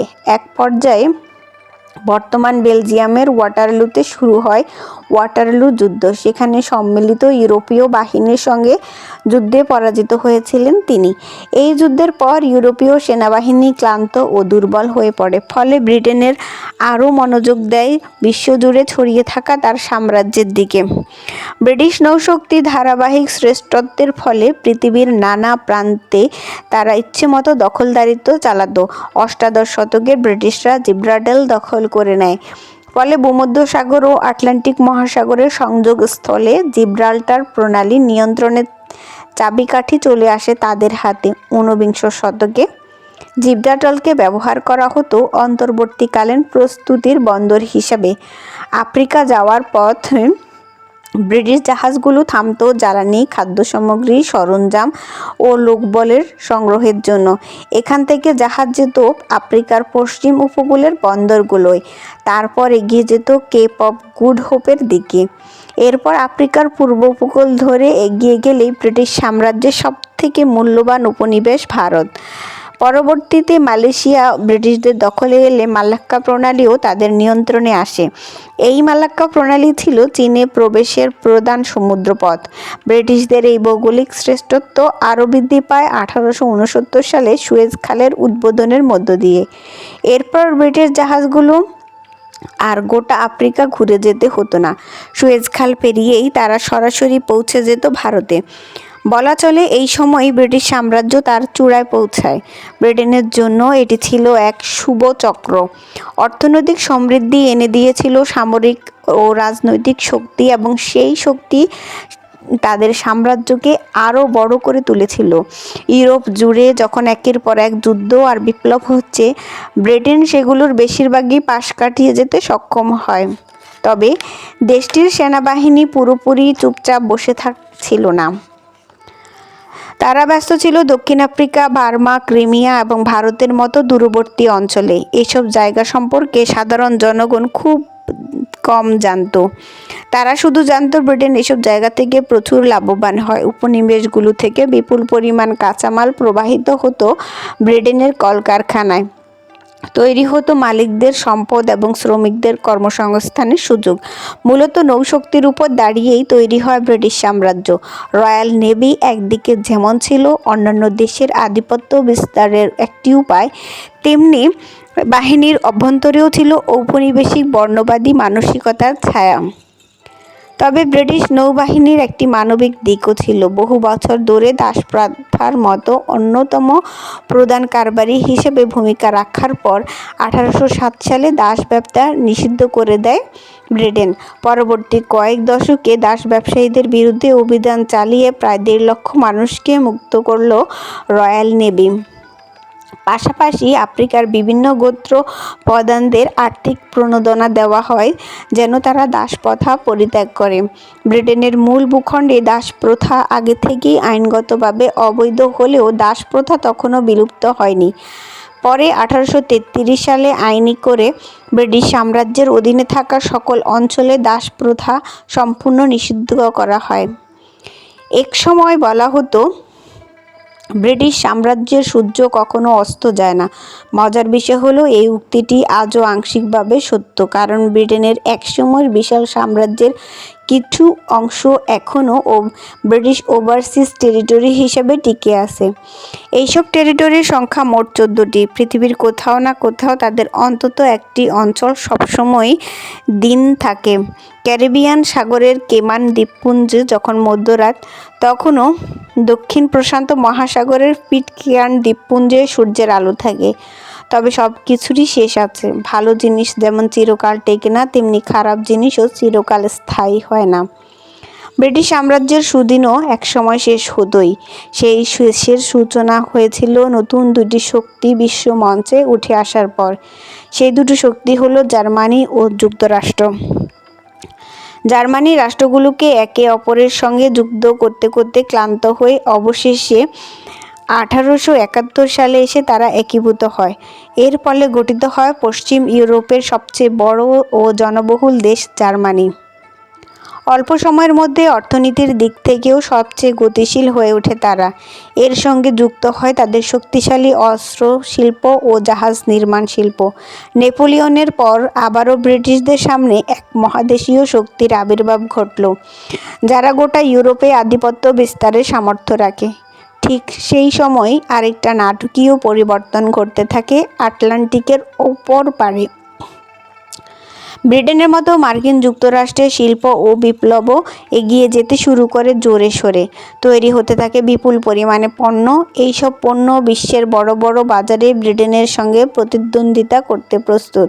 সেই সাথে আমেরিকানরা গড়ে তোলে বিশ্বের সকল প্রান্তে ছড়িয়ে যাওয়ার উপযোগী গভীর সমুদ্রগামী নৌবাহিনী।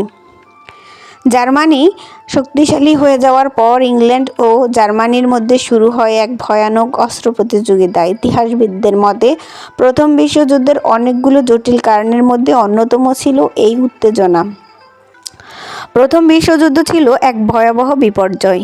ইতিহাস বলে ব্রিটেন জয়ীর পক্ষে বা বিজয়ীর পক্ষে ছিল, কিন্তু বাস্তবে এই যুদ্ধে পরাজিত হয়েছিল সবাই। ইউরোপ জুড়ে এমন এক ধ্বংসযজ্ঞ চলেছিল যা সরাসরি দ্বিতীয় বিশ্বযুদ্ধের পথ তৈরি করে দেয়। প্রথম বিশ্বযুদ্ধের ফলে ব্রিটেন দুর্বল হয়ে পড়ে। একই কারণে ফ্রান্সেরও অবস্থা একই হয়। আর জার্মানি তখনও ইউরোপের বৃহত্তম দেশ। জার্মানির অনেক নাগরিক মনে করত তারা তাদের নেতাদের বিশ্বাসঘাতকতার শিকার হয়েছে। প্রথম বিশ্বযুদ্ধে হেরে যাওয়ার পর 1918 সালে আত্মসমর্পণের শর্তগুলো তাদের কাছে এক বিশাল অপমান। এই ক্ষোভ, অপমান আর অস্থিরতাই পরে ইতিহাসকে ঠেলে দেয় আরও বড় সংঘাতের দিকে। মাত্র 21 বছর পর ইউরোপ আবারও বিপর্যয়ের ধারপ্রান্তে পৌঁছায় এবং শেষ পর্যন্ত অতল গহ্বরে তলিয়ে যায়। দ্বিতীয় বিশ্বযুদ্ধ হয়ে ওঠে প্রথমটির চেয়েও ভয়ঙ্কর, বর্বর ও রক্তক্ষয়ী। মূলত এই যুদ্ধই ব্রিটিশ সাম্রাজ্যের মেরুদণ্ড ভেঙে দেয়। 1940 সালে এসে যুক্তরাজ্য আবারও 1803 সালের মতোই একই দুঃস্বপ্নের মুখোমুখি হয়। এক অপ্রতিরোধ্য শত্রুর আক্রমণে উত্তর ফ্রান্সের ডানকার্ক থেকে লজ্জাজনকভাবে পিছু হটতে বাধ্য হয় ব্রিটিশ সৈন্যরা। সেই শক্তিধর প্রতিপক্ষ ছিল হিটলারের নাৎসি বাহিনী।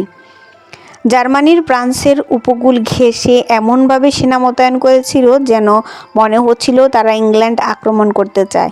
এই আগ্রাসন শেষ পর্যন্ত বাস্তবায়িত হয়নি, তবে সেই সময়ের আক্রমণ ও প্রতিরক্ষার পরিকল্পনাগুলো খুব স্পষ্টভাবে দেখিয়ে দেয় কিভাবে ভূগোল ও আর অর্থনীতি মিলিয়ে যুক্তরাজ্যের সামরিক কৌশল নির্ধারণ করে। আজকের দিনেও যদি ব্রিটেন এমন হুমকির মুখে পড়ে, তাহলে প্রতিরোধ পরিকল্পনার রূপরেখা হয়তো অনেকটা একই রকম হবে। হিটলারের অপারেশন সি লায়ন নামে একটি উভচর অভিযানের পরিকল্পনা ছিল প্রথমে সৈন্য ভর্তি জাহাজ বহর ফ্রান্সের রটারডাম ও কালে বন্দরে থেকে রওনা দিয়ে ইংল্যান্ডের কেন্ট ও সাসেক্স উপকূলে অবতরণ করবে। একই সময়ে প্যারাট্রুপার নামিয়ে ব্রাইটন শহর ও ডোবার বন্দর সংলগ্ন উঁচু অঞ্চল দখল করা হবে। দ্বিতীয় দফায় আক্রমণ হবে ফ্রান্সের শেরবুর্গ থেকে। এখান থেকে সৈন্যরা অবতরণ করবে ডরসেট ও ডেভনের উপকূলে। সেসব জায়গায় ঘাঁটি গেড়ে নেওয়ার পর এই দুই বাহিনী একযোগে পশ্চিম ও দক্ষিণ দিক থেকে লন্ডনের দিকে অগ্রসর হবে। বিভ্রান্তি সৃষ্টি করতে স্কটল্যান্ডেও আক্রমণের ভান করা হবে, যাতে করে দক্ষিণ অঞ্চল থেকে বেশ কিছু ব্রিটিশ সেনা উত্তরে সরে যায়। জার্মানদের পরিকল্পনা সুনির্দিষ্টভাবে জানত না ব্রিটিশরা, তবে ভূগোলের ভিত্তিতে তারা কিছুটা আন্দাজ করে নিয়েছিল। ব্রিটিশরা প্রথম প্রতিরক্ষার লাইন ছিল দক্ষিণ উপকূলে। অবতরণের সম্ভাব্য স্থানগুলোতে মাইন বসানো হয়। এর একটু উপরের দিকে পিলবক্স তৈরি করে ছোট ছোট দলে সেনা মোতায়েন করেছিল ব্রিটিশরা। পিলবক্স বসানো হয়েছিল প্রায় 28,000। উপকূল জুড়ে কাঁটাতারের বেড়া টানা হয় এবং অনেক জেটি খুলে ফেলা হয় যাতে শত্রুরা সহজে ভিড়তে না পারে। এমনকি রমণী মার্শ জলাভূমির কিছু অংশ ইচ্ছাকৃতভাবে প্লাবিত করা হয়। এই প্রতিরক্ষা ব্যবস্থাকে বলা হতো কোস্টাল কাস্ট। এর পেছনে ছিল স্টপ লাইন নামের আরেক স্তরের প্রতিরক্ষা ব্যবস্থা, যা গড়ে তোলা হয়েছিল শত্রুর অগ্রযাত্রা রুখে দেওয়ার জন্য। জার্মানরা উপকূল থেকে ভেতরে ঢুকে পড়লে রাজধানী লন্ডন, মিডল্যান্ডসের শিল্পাঞ্চল ও উত্তর ব্রিটেনকে রক্ষার জন্য এই প্রতিরক্ষা ব্যবস্থা ব্যবহার করা হতো। এই স্টপ লাইনগুলো এমনভাবে সাজানো হয় যাতে শত্রুর গতিবেগ কমিয়ে দেওয়া যায়। এই প্রতিরক্ষা কৌশলের মূল লক্ষ্য ছিল জার্মান ট্যাঙ্ক বহর থামানো। নাৎসিরা বেলজিয়াম আর ফ্রান্সে ট্যাঙ্ক বহর নিয়ে ব্লিৎজক্রিগ বা বিদ্যুৎ গতির আক্রমণ চালিয়ে ব্যাপক ক্ষয়ক্ষতি সাধন করেছিল। ফলে ব্রিটেন চাইছিল সেই বিপর্যয়ের পুনরাবৃত্তি যাতে তাদের মাটিতে না হয়। এই প্রতিরক্ষা কৌশলের প্রধান ভিত্তি ছিল জেনারেল হেডকোয়ার্টার্স লাইন বা জিএইচকিউ লাইন। এই প্রতিরক্ষা ব্যূহ ব্রিস্টল শহর থেকে শুরু হয়ে লন্ডনের দক্ষিণে এসে পৌঁছায়। এরপর লন্ডনকে ঘিরে উত্তর দিকে উঠে যায়। এরপর ক্যামব্রিজ, মিডল্যান্ডস ও ইয়র্কশায়ারের লিডস সহ অন্যান্য শিল্পনগরীর পাশ দিয়ে এগিয়ে যায় স্কটল্যান্ডের দিকে। এই প্রতিরক্ষা রেখা তৈরি হয়েছিল বনভূমি, খাল, নদী, রেলপথের উঁচু বাঁধ এবং প্রাকৃতিক ও কৃত্রিম প্রতিবন্ধককে একত্রে যুক্ত করে। এর মূল উদ্দেশ্য ছিল জার্মানির ট্যাঙ্ক চলাচল সরাসরি ঠেকিয়ে দেওয়া। সেতুগুলোর বিস্ফোরকের সংযোগ রাখা হয়েছিল যাতে প্রয়োজন হলেই সেগুলো উড়িয়ে দেওয়া যায়। বিমানবন্দর ও পেট্রোল স্টেশনগুলোকেও ধ্বংস করার প্রস্তুতি নেওয়া হয়েছিল। সম্ভাব্য আক্রমণের ঝুঁকি পূর্ণ অঞ্চল থেকে সরিয়ে নেওয়া হয় লাখ লাখ বেসামরিক নাগরিককে, আর যারা রয়ে গিয়েছিল তাদের নিয়ে গড়ে তোলা হয় স্বেচ্ছাসেবী প্রতিরক্ষা বাহিনী, হোম গার্ড। তবে কিছু সময় পর কৌশল পরিবর্তনের সিদ্ধান্ত নেয় ব্রিটিশ সরকার। এবার লক্ষ্য ঠিক করা হয় শত্রু যেন উপকূলে নামতেই না পারে, আর যদি কোনোভাবে নেমেও যায় তাদের যেন উপকূলেই আটকে রাখা যায়। অর্থাৎ ব্রিটিশরা চেয়েছিল জার্মান বাহিনী যেন দেশের ভেতরেই ঢুকতে না পারে। তবে সেই গ্রীষ্মেই ঘটে এক মোড় ঘোরানো ঘটনা। Battalion of Britain. ব্রিটেনের হামলা চালানোর জন্য জার্মানি পাঠায় বিশাল এক বিমানবহর, কিন্তু ব্রিটিশ রয়্যাল এয়ারফোর্স সাফল্যের সঙ্গে জার্মান বিমানবহরকে পরাজিত করে পিছু হটতে বাধ্য করে। ফলে আকাশের নিয়ন্ত্রণ ব্রিটিশদের হাতেই থেকে যায়। পাশাপাশি সমুদ্রপথের আধিপত্যেরও বিস্তার ধরে রাখে রয়্যাল ব্রিটিশ নেভি। এর পরিপ্রেক্ষিতে হিটলার তার অপারেশন সি লায়ন পরিকল্পনা স্থগিত করে দেয়। পরবর্তী সময়ে সোভিয়েত ইউনিয়ন আক্রমণ চালানোর সিদ্ধান্ত নেয় অন্য ফ্রন্টে ব্যস্ত হয়ে পড়ে জার্মান বাহিনী। জার্মানি ইউরোপের কোনো বড় সমুদ্রে আক্রমণ চালায়নি। 4 বছর পরে আরেকটি উভচর অভিযানের প্রয়োজন হয়েছিল তাদের। সেই অভিযানে উল্টো জার্মানিকেই আক্রমণ করা হয়। এটা ছিল 1944 সালে ডি-ডে অভিযান। মিত্রবাহিনী ফ্রান্সে অবতরণ করে জার্মানদের পিছু হটতে বাধ্য করে। এবার একদিকে রুশ বাহিনী পূর্ব দিকে এগিয়ে আসছিল, অন্যদিকে পশ্চিমে ব্রিটিশ আমেরিকান সৈন্যদের তাণ্ডব।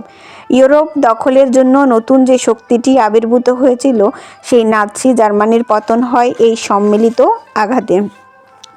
তবে এর মূল্য ব্রিটেনকে চুকাতে হয় তার সাম্রাজ্যের বিনিময়ে। দেশটির অর্থনীতি প্রায় ধ্বংসস্তূপে পরিণত হয়েছিল। লড়াই চালিয়ে যেতে যুদ্ধজাহাজের বিনিময়ে বেশিরভাগ সামরিক ঘাঁটি আমেরিকানদের হাতে তুলে দিতে বাধ্য হয় ব্রিটিশরা। এতগুলো ঘাঁটি পেয়ে যাওয়ায় ছিল ওয়াশিংটনের জন্য খুবই সুবিধাজনক। আগে থেকেই আমেরিকানদের কাছে প্রচুর যুদ্ধজাহাজ ছিল। এখন আর তো ঘাঁটির অভাবও রইল না। ফলে বৈশ্বিক ক্ষমতার ভারসাম্য আটলান্টিক পার হয়ে আমেরিকার দিকে হেলে পড়ে। ব্রিটিশ সাম্রাজ্য আর আগের মতো শক্তিশালী রইল না। সাম্রাজ্য ধরে রাখার ক্ষমতাও ক্রমশ বিলীন হয়ে গিয়েছিল। তখনই প্রশ্নও জাগে, এবার কি হবে? আগের দাপট যেহেতু নেই, তাই ব্রিটেনের এবার প্রয়োজন হলো নতুন একটি ভূমিকায় নিজেকে খুঁজে পাওয়া। প্ল্যান এ ছিল আমেরিকার সবচেয়ে ঘনিষ্ঠ মিত্র হয়ে থাকা, যেন এই বন্ধুত্বের ছায়ায় সাম্রাজ্যকে ধরে রাখা যায়। কিন্তু বাস্তবে এটা কোনো কার্যকর কৌশল ছিল না, কারণ ব্রিটিশরা এভাবে ভাবলেও আমেরিকানদের মনে ছিল সম্পূর্ণ ভিন্ন চিন্তা। তারা কখনোই ব্রিটিশ সাম্রাজ্যের ভক্ত ছিল না।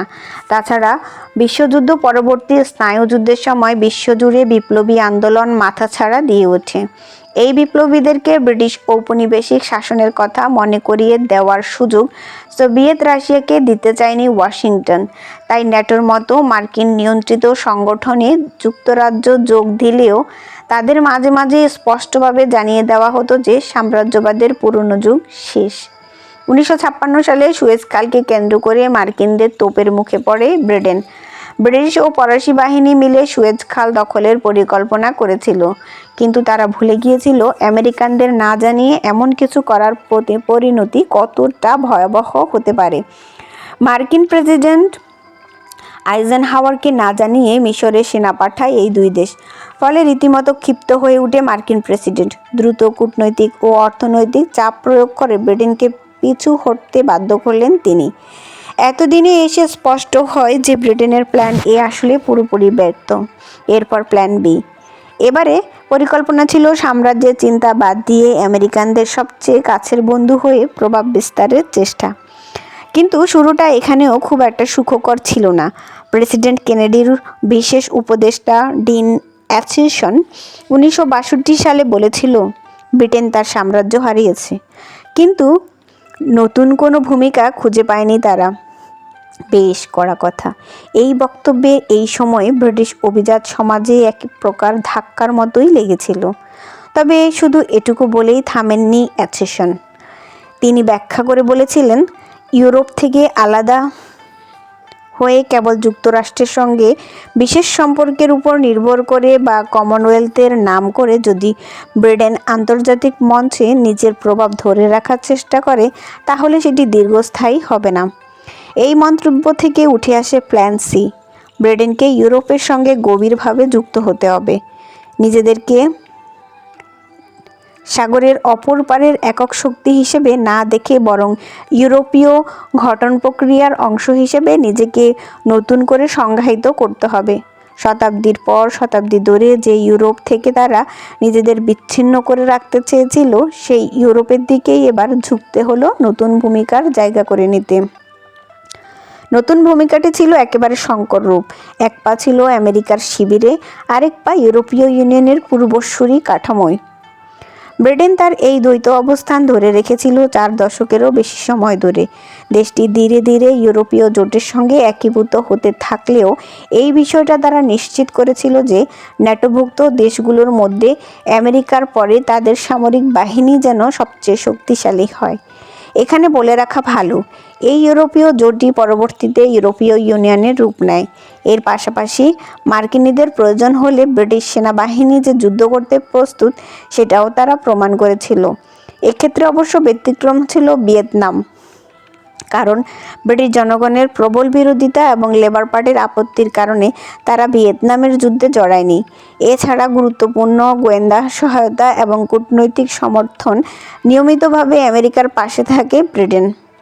অনেক সমালোচক আমেরিকা আর ব্রিটেনের বিশেষ সম্পর্কের কথাটি বলে থাকেন মূলত ব্যঙ্গ করে, তবে বাস্তবে এটি সত্য ছিল। এমনকি এখনও সেই সম্পর্কের কিছুটা রয়ে গেছে। তার মানে এই নয় যে উভয় পক্ষের বাস্তববাদীরা কোনো রকম রোম্যান্টিক আবেগে বিভোর।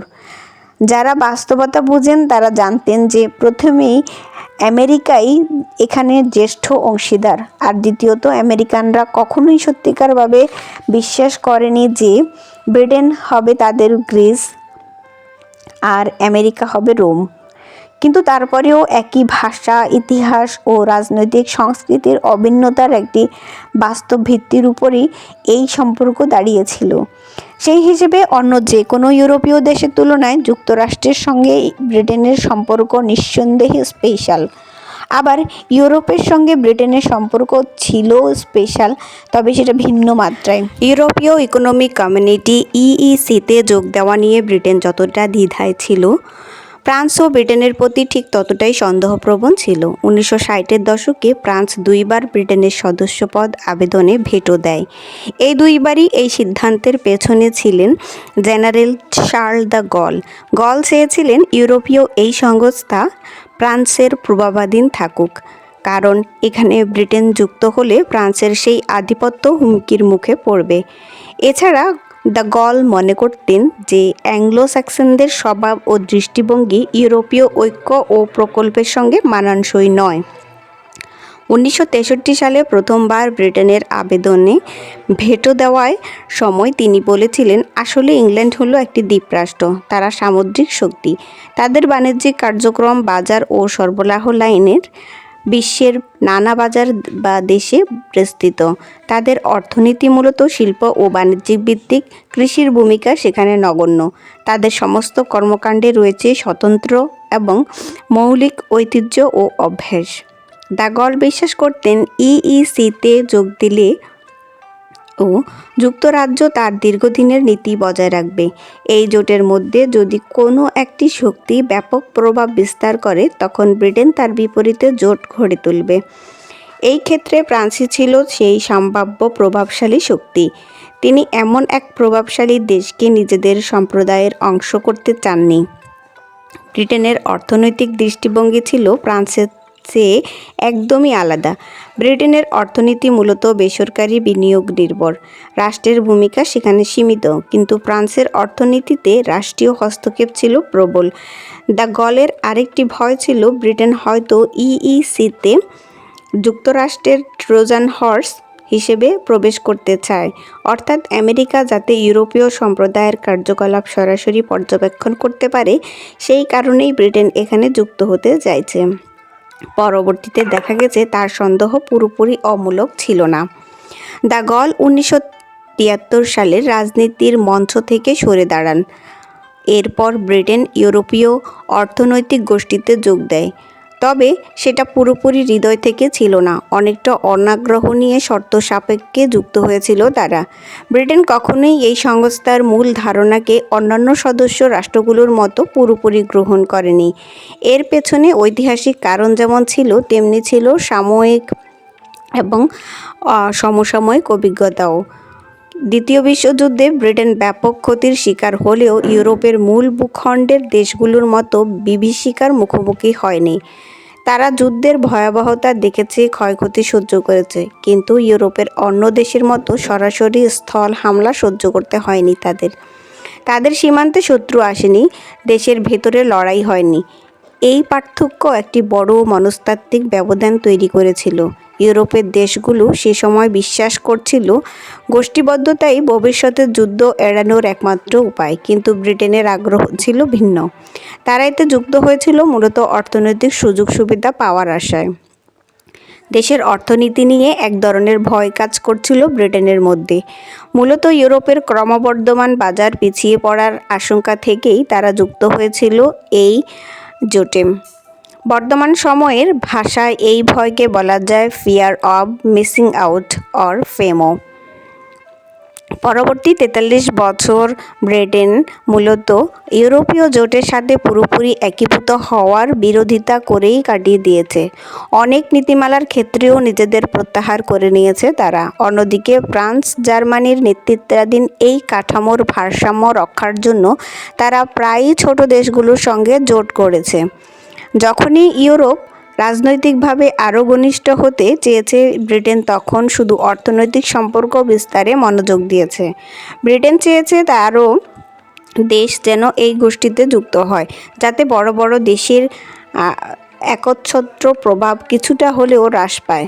তবে শুধু ব্রিটেন নয়, আরও অনেক দেশ রয়েছে যারা এই ঘনিষ্ঠ ঐক্যের ধারণার প্রতি সন্দিহান ছিল।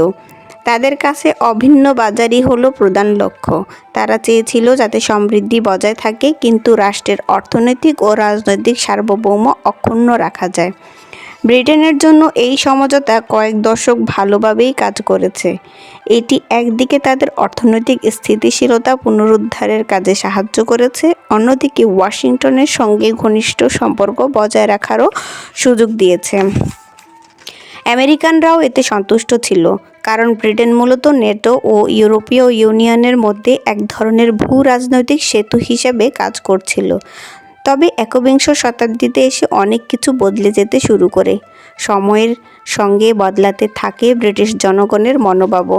ইউরোপকে একটি একক রাজনৈতিক সত্তা হিসেবে গড়ে তোলার পথে আরেকটি গুরুত্বপূর্ণ পদক্ষেপ ছিল ইউরোর প্রচলন।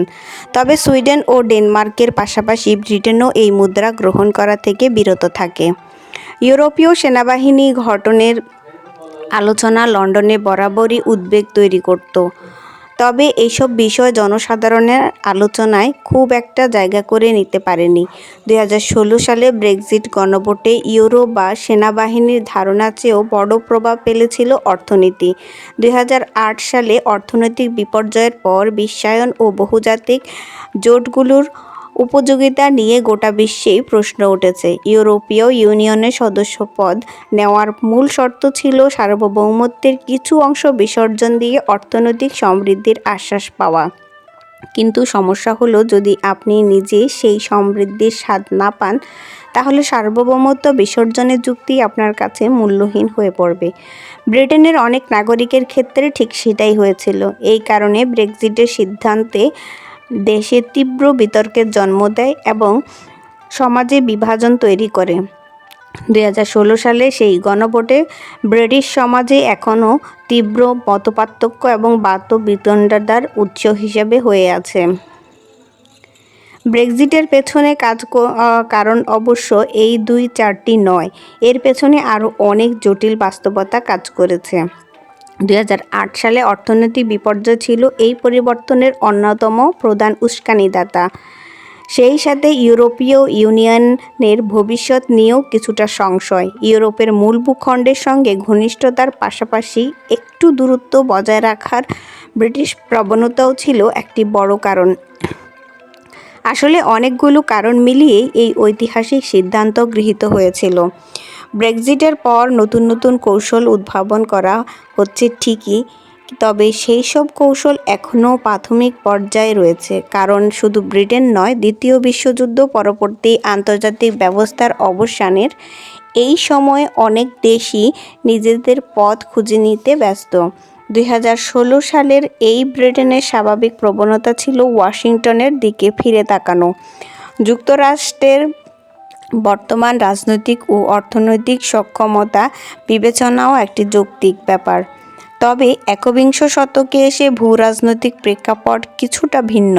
যেমন স্নায়ুযুদ্ধের সময় রাশিয়ার সঙ্গে বড় কোনো বাণিজ্যিক চুক্তি করা একদিকে যেমন রাজনৈতিকভাবে অগ্রহণযোগ্য ছিল, তেমনি অর্থনৈতিক দিক থেকেও সেটি তেমন লাভজনক ছিল না। কিন্তু একবিংশ শতকে চীন একদমই ভিন্ন বাস্তবতা। যুক্তরাষ্ট্র ও ইউরোপীয় ইউনিয়নের পাশাপাশি চীনও বর্তমানে বিশাল ক্রয় ক্ষমতা সম্পন্ন একটি রাষ্ট্র। ফলে ব্রিটেনকে এখন এমন এক মিশ্র কৌশল নিতে হবে যাতে একদিকে ওয়াশিংটনের সঙ্গে সম্পর্ক বজায় থাকে, আবার অন্যদিকে বেইজিংয়ের সঙ্গে অর্থনৈতিক ও রাজনৈতিক সুসম্পর্কের সম্ভাবনাও উন্মুক্ত রাখা যায়। পররাষ্ট্র দপ্তরের কূটনীতিকদের ভাষায় এটাই হতে হবে চ্যালেঞ্জিং বিষয়। মার্কিন যুক্তরাষ্ট্র এখনও চায় ইউরোপ, মধ্যপ্রাচ্য এবং আফ্রিকার স্থিতিশীলতা বজায় থাকুক, কারণ এইসব অঞ্চলে তাদের গুরুত্বপূর্ণ স্বার্থ জড়িত রয়েছে। তবে পাশাপাশি তারা বেশ স্পষ্টভাবেই তাদের কৌশলগত মনোযোগকে প্রশান্ত মহাসাগরীয় অঞ্চলের দিকে সরিয়ে নিচ্ছে। এই পিভট টু এশিয়া বা এশিয়ার দিকে ঝুঁকে পড়া কেবল কথার কথা নয়, এটি বর্তমান বাস্তবতা। এখন পরিস্থিতি যুক্তরাষ্ট্রের দৃষ্টি আকর্ষণ করতে এবং তাদের বিশাল ভোক্তা বাজারে সুবিধাজনক অবস্থান পেতে চাইলে ব্রিটেনকে ইউরোপ, মধ্যপ্রাচ্য, আফ্রিকা এবং প্রশান্ত মহাসাগর এই 4টি অঞ্চলেই যুক্তরাষ্ট্রকে সক্রিয় সমর্থন দিতে হবে। বর্তমানে মার্কিন যুক্তরাষ্ট্র চায় ইউরোপীয় রাষ্ট্রগুলো তাদের নিজেদের মহাদেশ ও আশেপাশের অঞ্চলের নিরাপত্তার ভার আরও বেশি মাত্রায় নিজেদের কাঁধে তুলে নিক। এতে ওয়াশিংটন প্রশান্ত মহাসাগরীয় অঞ্চলে আরও বেশি মনোযোগ দিতে সক্ষম হবে। এখন ব্রিটেনকে যদি একটি কার্যকর সামরিক শক্তি হিসেবে বিদেশে লড়াই করার সক্ষমতা ধরে রাখতে হয়, সেক্ষেত্রে খরচ হবে বিপুল পরিমাণ। তবে বিশ্বের প্রধান পরাশক্তির সঙ্গে মৈত্রী বজায় রাখতে চাইলে এই ব্যয় মেনে নিতে হবে ব্রিটেনকে। সম্ভবত যুক্তরাজ্য ভবিষ্যতেও চেষ্টা করে যাবে যুক্তরাষ্ট্রের সঙ্গে তাদের দূরত্ব বাড়ার প্রক্রিয়াটিকে ধীর করতে, কিন্তু সুযোগ পেলে তারা বিষয়টা উল্টে দিতেও চেষ্টা করবে। কিন্তু বাস্তবতা হলো, অভিবাসন ও বৈচিত্র্যের জোয়ারে আমেরিকা ধীরে ধীরে নতুন রূপ নিচ্ছে। আমেরিকার যেসব নাগরিকের পারিবারিক শিকড় ইউরোপ ও ব্রিটেনের সঙ্গে যুক্ত ছিল, তাদের সংখ্যা কমে আসছে। এই বদলে যাওয়া জনসংখ্যার সঙ্গে সঙ্গে পুরনো আবেগীয় সম্পর্কগুলো শিথিল হয়ে যাচ্ছে। পাশাপাশি বদলে যাচ্ছে আমেরিকার ভূ-রাজনৈতিক অগ্রাধিকারও। তারা এখন আগের চেয়ে অনেক বেশি মনোযোগ দিচ্ছে প্রশান্ত মহাসাগরীয় অঞ্চলে। এই পরিবর্তনের কিছুটা আভাস পাওয়া গিয়েছিল ওবামা প্রশাসনের সময়েই। যুক্তরাজ্য যদি আমেরিকার কাছে গুরুত্বপূর্ণ হয়েই থাকতে চায়, তাহলে তাকে আমেরিকার কৌশলগত পরিবর্তন এবং পরিকল্পনা, কখনো অর্থনৈতিক, কখনো কূটনৈতিক, কখনো বা সামরিকভাবে সহযোগিতা করতে হবে। তবে ইরাক যুদ্ধের অভিজ্ঞতা প্রমাণ করেছে যে এই ভূমিকা সবসময় ইতিবাচক ফল বয়ে আনবে না। দাবার কৌশলের ভাষায় বলা যায়, যুক্তরাষ্ট্র হলো রাজা, অর্থাৎ যার নির্দেশে খেলা চলে, আর পররাষ্ট্রনীতি হচ্ছে মন্ত্রী, যে পুরো বোর্ড জুড়ে বিচরণ করে। এই খেলাতে যুক্তরাজ্য হতে পারে একটি ঘোড়া, যার নিজস্ব চাল দেওয়ার সক্ষমতা থাকলেও গুরুত্বপূর্ণ সিদ্ধান্ত নেওয়ার আগে তাকে রাজা ও মন্ত্রীর কৌশলের সঙ্গে সামঞ্জস্য রাখতে হবে। 1956 সালে সুয়েজ সংকটে আমরা দেখিয়েছি, প্রয়োজনে নিজের মিত্রদের ছুঁড়ে ফেলে দিতেও পিছপা হয় না ওয়াশিংটন। যদিও এমন একটা ঘটনা অত্যন্ত বিরল, তবুও এই বাস্তবতা মাথায় রাখতে হয়। তবে যুক্তরাজ্যের জন্য একটি বড় সুবিধাও আছে। গত 3 দশকের ভৌগোলিক ও রাজনৈতিক বাস্তবতা এখনও তাকে গুরুত্বপূর্ণ করে তোলে। তাদের অন্যতম একটি কৌশলগত সুবিধা হলো তারা ফাইভ আইজ গোয়েন্দা সংস্থা জোটের অন্যতম সদস্য। এই জোটের অন্য 4 সদস্য হলো যুক্তরাষ্ট্র, কানাডা, অস্ট্রেলিয়া ও নিউজিল্যান্ড। পরিধি এবং সক্ষমতার দিক থেকে বিশ্বে এই জোটের সমতুল্য কিছুই নেই। এই জোটের মাধ্যমে অংশগ্রহণকারী দেশগুলো এমন এক তথ্য ভাণ্ডারে প্রবেশাধিকার পায়, যা তাদের নীতি নির্ধারণে ব্যাপক ভূমিকা রাখে। বিশ্বের বৃহত্তর অর্থনৈতিক কৌশলের অংশ হিসেবে যুক্তরাজ্য চায় ফাইভ আইজ জোটটিকে একটি শিথিল বাণিজ্যিক অংশীদারিত্বের রূপ দিতে। এই জোটের সদস্যরা সেক্ষেত্রে একে অপরের সঙ্গে সুবিধাজনক শর্তে বাণিজ্য করতে পারবে। কিছু উৎসাহী ব্রিটিশ মনে করেন যে এটি ইউরোপীয় ইউনিয়নের একটি কার্যকর বিকল্প হতে পারে। তবে এই ধারণার সবচেয়ে বড় সীমাবদ্ধতা হলো ভৌগোলিক দূরত্ব। ফাইভ আইজ এর সম্মিলিত জনসংখ্যা ও অর্থনীতি ইউরোপের চেয়ে শক্তিশালী হতে পারে, কিন্তু এই জোটের কোনো দেশই ইউরোপীয় ভূখণ্ডের মতো ব্রিটেনের উপকূল থেকে মাত্র 33 কিলোমিটারের দূরে অবস্থিত নয়।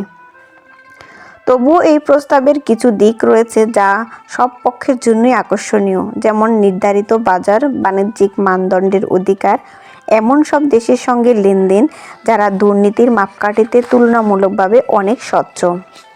যুক্তরাজ্য এখন স্বাধীনভাবে যে কোনো দেশের সঙ্গে বাণিজ্য চুক্তি করতে পারে। জাপানের মতো কিছু দেশের অভিজ্ঞতা থেকে দেখা যাচ্ছে একাও পথ চলা সম্ভব। 2021 সালের শেষ দিকে যুক্তরাজ্য ইউরোপীয় ইউনিয়নের সঙ্গে একটি চুক্তিতে পৌঁছায় এবং তখন থেকে একক একটি দেশ হিসেবে তাদের সঙ্গে আলোচনা করে। এছাড়া মেক্সিকো এবং কানাডার মতো অনেক দেশের সঙ্গেই বেশ কিছু বাণিজ্য চুক্তি রয়েছে ব্রিটেনের। তবে চীন, যুক্তরাষ্ট্র এবং ইউরোপীয় ইউনিয়নের মতো বৃহৎ শক্তিধর অর্থনীতির বেলায় যুক্তরাজ্য অনেকটাই পিছিয়ে রয়েছে। ইউরোপের দ্বিতীয় বৃহত্তম অর্থনীতি হিসেবে মর্যাদা পেলেও একবিংশ শতকের এই 3টি অর্থনৈতিক দানবের তুলনায় যুক্তরাজ্য খুবই ছোট। ফলে পর্যাপ্ত রাজনৈতিক ছাড় না দিলে ভালো বাণিজ্যিক শর্ত আদায় করা যুক্তরাজ্যের পক্ষে কঠিন হবে। যেমন ইউরোপীয় ইউনিয়নের সঙ্গে ভবিষ্যতে বাণিজ্য চুক্তি করতে চাইলে হয়তো কিছু জিনিস যুক্তরাজ্যকে মেনে চলতেই হবে। হয়তো ইইউ সামরিক জোটে সহযোগী সদস্য পদ গ্রহণে যুক্তরাজ্য রাজি না হলে চুক্তি কার্যকর হবে না। আবার আমেরিকা চাইতে পারে যে যুক্তরাজ্য যেন এমন যে কোনো উদ্যোগ থেকে নিজেকে দূরে রাখে। চীনের ক্ষেত্রেও রাজনৈতিক স্পর্শকাতরতা রয়েছে। তিব্বতের স্বাধীনতার প্রশ্নে চীনের অবস্থান খুবই কঠোর। কোনো ব্রিটিশ প্রধানমন্ত্রী যদি দালাই লামাকে ডাউনিং স্ট্রিটে চায়ের দাওয়াত দেন, তাহলে সেটি চীনের সঙ্গে বাণিজ্য চুক্তির পথে বড় বাধা হয়ে দাঁড়াতে পারে। 2012 সালে এমন একটি ঘটনা ঘটেছিল। চীনের তৎকালীন প্রধানমন্ত্রী ডেভিড ক্যামেরন দালাই লামাকে ডাইনিং স্ট্রিটে আমন্ত্রণ জানিয়েছেন। পরের বছর এপ্রিল মাসে ক্যামেরন যখন বেইজিং সফরে প্রস্তুতি নিচ্ছিলেন, তখন দেখা গেল চীনের কোনো শীর্ষ নেতাই তার সঙ্গে সাক্ষাতের সময় বের করতে পারছেন না। ফলে সফর বাতিল করা হলো। পরে ডাউনিং স্ট্রিট ইঙ্গিত দিল যে তারা দালাই লামার ব্যাপারে ভিন্নভাবে ভাবছে। তারপর নভেম্বরেই ক্যামেরন বেইজিংয়ে গেলেন এবং যুক্তরাজ্যের পারমাণবিক বিদ্যুৎ প্রকল্পে চীনের বিনিয়োগের নিশ্চিত করলেন। রাজনৈতিক দিক থেকে বিবেচনা করলে বর্তমানে ইউরোপীয় ইউনিয়নের ভিতরে লন্ডনের প্রভাব অনেকটাই কমে গেছে। তবে তার অর্থ এই নয় যে সদস্য দেশগুলোর সঙ্গে বন্ধুত্বপূর্ণ সম্পর্ক বজায় রাখতে পারবে না তারা। কিছু নির্দিষ্ট দেশ তাদের ঘনিষ্ঠ মিত্র হয়ে উঠতে পারে, যেমন পোল্যান্ড। পোল্যান্ড হয়তো খুব শীঘ্রই পূর্ব ইউরোপের নেতৃত্বে চলে আসবে। তারা ইউরোপীয় ইউনিয়ন ও ন্যাটোর বিষয়ে কিছু ব্রিটিশ দৃষ্টিভঙ্গির সঙ্গে একমত। তাদের মতে ইইউর এমনভাবে কাজ করা উচিত যাতে জার্মানিকে স্রেফ একটি সফল বাণিজ্যিক জোটের মধ্যে সীমাবদ্ধ রাখা যায়।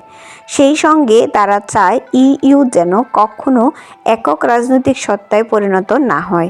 পাশাপাশি ন্যাটোকে এটা নিশ্চিত করতে হবে যে রাশিয়া যেন পশ্চিম দিকে আর এগোতে না পারে। যুক্তরাজ্য ও ইউরোপীয় ইউনিয়নের সদস্য ছিল তখন এই দুইটি দেশ অনেক সময় একসঙ্গে একই নীতির পক্ষে এবং বিপক্ষে ভোট দিয়েছে। এখন যুক্তরাজ্য ইইউ থেকে বেরিয়ে এলেও এই অভিন্ন দৃষ্টিভঙ্গি বদলায়নি। সম্পর্কের রূপ বদলেছে, কিন্তু মনের সেতু এখনও অটুট। ব্রেক্সিট পরবর্তী ব্রিটেনের সামনে পোল্যান্ড ছাড়াও আরও কিছু সম্ভাব্য কৌশলগত মিত্র আছে। ইইউ মানেই যেমন পুরো ইউরোপ নয়, তেমনি ইউরোপ মানেই শুধু ইইউ নয়। সামরিক ও কূটনৈতিক দিকে থেকে দেখলে পোল্যান্ডের পাশাপাশি ফ্রান্সের সঙ্গে যুক্তরাজ্যের ঘনিষ্ঠ সম্পর্ক গড়ার পক্ষেও শক্তিশালী যুক্তি আছে। যুক্তরাজ্য ও ফ্রান্সকেই ইউরোপের সবচেয়ে শক্তিশালী সামরিক শক্তি হিসেবে বিবেচনা করা হয়। রাশিয়ার বিভিন্ন কার্যকলাপ উভয় দেশই চিন্তিত।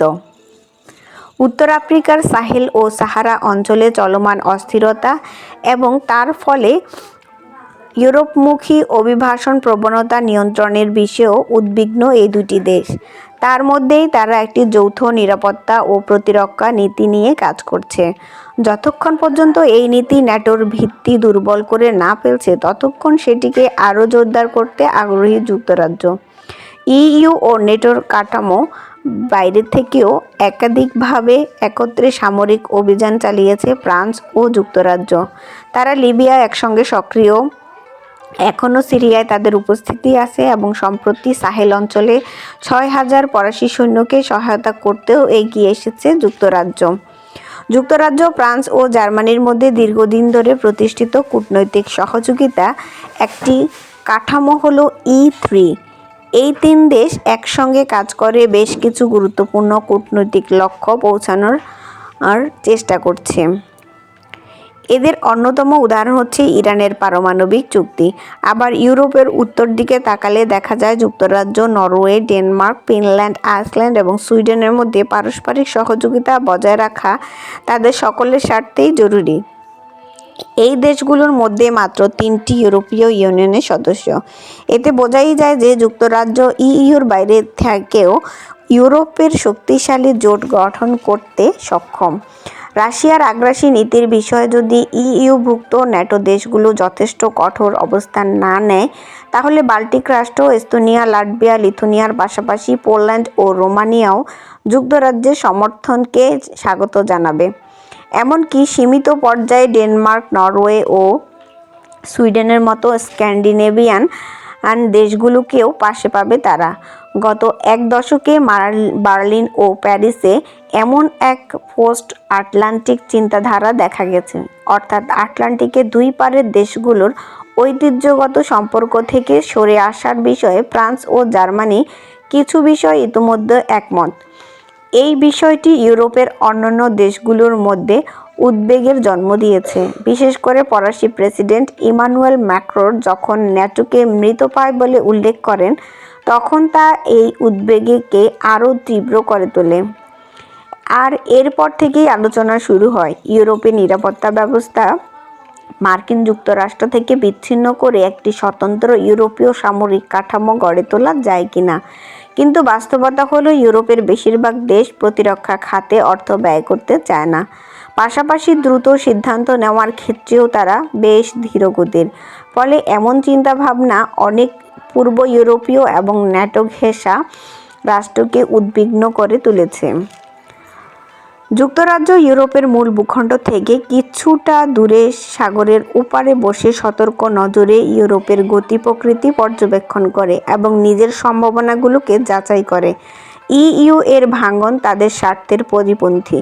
ইউরোপীয় ইউনিয়নে শক্তিশালী থাকলে তা একদিকে ব্রিটিশ পণ্য এবং বিনিয়োগের জন্য সমৃদ্ধ বাজার খোলা রাখবে, অন্যদিকে ইউরোপের স্থিতিশীলতাও বজায় থাকবে। Greece, Portugal, Spain, Poland, Hungary, Croatia এবং জার্মানির কিছু অংশ গত শতকেই স্বৈরশাসনের অধীনে ছিল। এই দেশগুলোর উদারনৈতিক আইনি কাঠামো দুর্বল হয়ে পড়লে ইউরোপ আবার ফিরে যেতে পারে সেই পুরনো অন্ধকার যুগে। আর এই বিষয়টি ব্রিটেন সহ কেউই চায় না। তবে ইইউ যদি কোনোভাবে ভেঙে পড়ে, তাহলে যুক্তরাজ্য চেষ্টা করবে নতুন করে গড়ে ওঠা শক্তির ভারসাম্যে নিজেকে গুছিয়ে নিতে।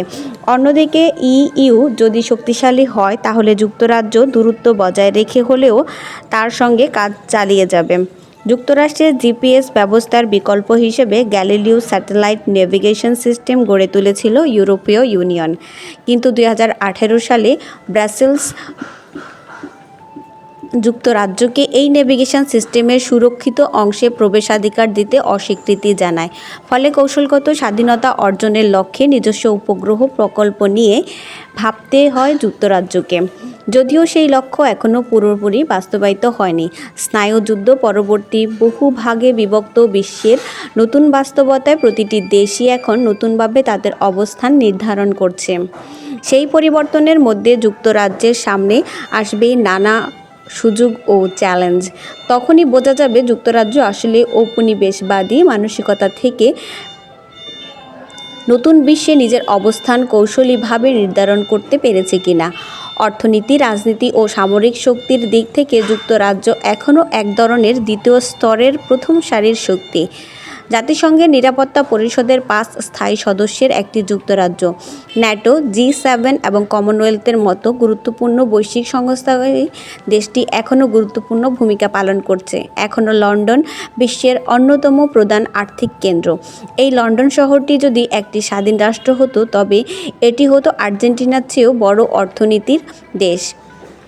লন্ডনকে তখন বিশ্বের 20তম বৃহত্তম অর্থনৈতিক শক্তি হিসেবে গণ্য করা হতো। শুধু অর্থনীতি নয়, সফট পাওয়ারের দিক থেকেও যুক্তরাজ্য বিশ্বের অগ্রগামী দেশগুলোর অন্যতম।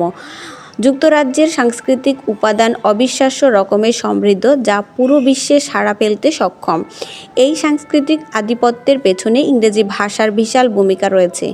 ইংরেজি এখনও বিশ্বের সবচেয়ে প্রভাবশালী ভাষা। প্রথম ভাষা হিসাবে 50 কোটিরও বেশি মানুষ ইংরেজি ব্যবহার করে, আর দ্বিতীয় ভাষা হিসেবে ব্যবহার করে 100 কোটিরও বেশি মানুষ। আন্তর্জাতিক বাণিজ্য ও আইনগত চুক্তিতে আজও ইংরেজি মূল মাধ্যম। পাশাপাশি যুক্তরাজ্যের উচ্চশিক্ষা ব্যবস্থা বিশ্বের অন্যতম সেরা হিসেবে বিবেচিত হয় এবং এটি সারা বিশ্বের মেধাবী শিক্ষার্থীদের আকৃষ্ট করে চলছে। বিশ্বের সেরা 10 বিশ্ববিদ্যালয়ের প্রধান 3টি যুক্তরাজ্যে: অক্সফোর্ড, ক্যামব্রিজ এবং ইম্পেরিয়াল কলেজ অফ লন্ডন। এই শিক্ষা ব্যবস্থায় শুধু দেশের অর্থনীতির জন্য গুরুত্বপূর্ণ নয়, বরং ভবিষ্যৎ ব্রিটেনের সফট পাওয়ারের বলয়ও গড়ে দেয়। কারণ এদেশে পড়াশোনা করা অনেকেই পরবর্তীকালে নিজ নিজ দেশে উচ্চপদস্থ রাজনীতিবিদ, নীতি নির্ধারক বা উদ্যোক্তা হিসেবে গুরুত্বপূর্ণ ভূমিকা পালন করবেন। ব্রিটিশ ব্রডকাস্টিং কর্পোরেশন বিবিসির প্রভাব আজকাল কিছুটা কমে এসেছে। একসময় বলা হতো ব্রিটানিয়া রুলস দ্য এয়ারওয়েভস, তবে আজ আর তা বলা চলে না। কিন্তু তারপরও বিবিসির অনুষ্ঠান বিশ্বজুড়ে মানুষ শোনে ও দেখে। ব্রিটেনের পুরনো প্রিন্ট পত্রিকাগুলোর মধ্যে অনেকেই বর্তমানে ডিজিটাল মাধ্যমে বিশ্বব্যাপী প্রভাব বিস্তার করেছে। উদাহরণস্বরূপ বলা যায় the Economist, the Guardian and Daily Mail যুক্তরাষ্ট্রসহ বিভিন্ন দেশে বিপুল পাঠকপ্রিয়তা অর্জন করেছে। খেলাধুলাও যুক্তরাজ্যের অন্যতম অর্থনৈতিক খাত হয়ে উঠেছে। বিশেষ করে ইংলিশ প্রিমিয়ার লিগ জায়গা করে নিয়েছে বিশ্বজুড়ে কোটি কোটি মানুষের হৃদয়ে। একইভাবে সঙ্গীত, শিল্প ও পর্যটনও দেশটির অর্থনীতিতে গুরুত্বপূর্ণ অবদান রাখছে। এমনকি কোভিড-19 পরিস্থিতিতেও যুক্তরাজ্যের পর্যটন খাতে খুব বেশি প্রভাব ফেলতে পারেনি। আজও বহু মানুষ যুক্তরাজ্যে বেড়াতে আসে। কেউ আসে রাজপরিবারের ঐতিহ্য দেখতে, আবার কেউ আসে সম্পূর্ণ ভিন্ন এক সিংহাসনের টানে। আর সেই সিংহাসন হলো আয়রন থ্রোন। উত্তর আয়ারল্যান্ডের পর্যটন বোর্ডের 2019 সালের এক প্রতিবেদনে বলা যায় যে সে বছর প্রায় 3,50,000 পর্যটক সেখানে এসেছিলেন মর্ন পর্বতমালা ও কেয়ান ক্যাসেলস সহ গেম অফ থ্রোনস সিরিজের বিভিন্ন শুটিং লোকেশন দেখতে। এই ধরনের সফট পাওয়ার ধরে রাখার জন্য চাই একটি মজবুত অর্থনীতি, কারণ একটি দেশের অর্থনৈতিক ভিত যত সুদৃঢ় হয় সে দেশের কূটনৈতিক ও সামরিক শক্তি ততটাই স্থায়ী হয়। যুক্তরাজ্য যে দ্বিতীয় সারির হলেও অন্যতম প্রভাবশালী একটি রাষ্ট্র হিসেবে এখনও টিকে আছে, তার পেছনে এই সফট পাওয়ার এবং অর্থনৈতিক সক্ষমতা একটি বড় ভূমিকা রেখেছে। তবে এই অবস্থান কতটা বজায় থাকবে তা নির্ভর করে ভবিষ্যতের নীতি নির্ধারণী সিদ্ধান্তগুলোর উপর। যুক্তরাজ্যের সামনে এখন বড় চ্যালেঞ্জ। দেশের রাজনৈতিক বিভাজন তৈরি হয়েছে, যা দেশের নাগরিকদের জন্য অনেকটাই অস্বস্তিকর এবং অচেনা। পাশাপাশি দেশটি কূটনৈতিক সামরিক পরিসরে নিজেকে কীভাবে সংজ্ঞায়িত করবে তা নিয়েও আছে এক ধরনের অনিশ্চয়তা। যদিও অন্যান্য ভূমিকাগুলোর তুলনায় প্রতিরক্ষার বিষয়টি আপাতদৃষ্টিতে সবচেয়ে স্পষ্ট, তবে স্কটল্যান্ড যদি স্বাধীন হয়ে যায় তাহলে এই হিসাবও বদলে যেতে পারে। 1720-এর দশকে ইংল্যান্ড ও স্কটল্যান্ডের সংযুক্তির সুফল মিলতে শুরু করেছিল, ঠিক তেমনি 2020-এর দশকেও হতে পারে ব্রিটেনের জন্য এক নতুন সময়। তবে সময় বদলালেও ভূগোল তো আর বদলায় না, আর সেই ভূগোলেই গত 300 বছর ধরে যুক্তরাজ্যের নিরাপত্তার অন্যতম হাতিয়ার। এই মুহূর্তে যুক্তরাজ্যের সামনে সরাসরি কোনো সামরিক হুমকি নেই। হ্যাঁ, রাশিয়ার সঙ্গে অনেকটা সম্পর্ক বন্ধুত্বপূর্ণ নয়, কিন্তু তারা এখনই সৈন্য পাঠিয়ে উত্তর ইউরোপের সমভূমি পেরিয়ে পশ্চিম ইউরোপে হামলা চালাবে এমন আশঙ্কাও নেই। জার্মানি ও ফ্রান্স ব্রিটেনের মিত্র এবং নিকট ভবিষ্যতেও তারা সেভাবেই মিত্র হয়ে থাকবে বলে ধরে নেওয়া যায়।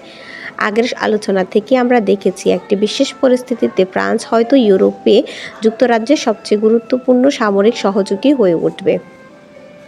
আর যদি ভবিষ্যতে কোনো নতুন হুমকি দেখাও দেয় তাহলেও যুক্তরাজ্যের ভৌগোলিক অবস্থান তার পক্ষেই কাজ করবে। ইংল্যান্ড স্কটল্যান্ডের ঐক্যের পর থেকে যে ভৌগোলিক সুবিধা তৈরি হয়েছে তা অনেকটাই নিশ্চিত করে দিয়েছে যে ব্রিটেনের মূল ভূখণ্ডে বাইরের থেকে আক্রমণ করা অতটা সহজ হবে না।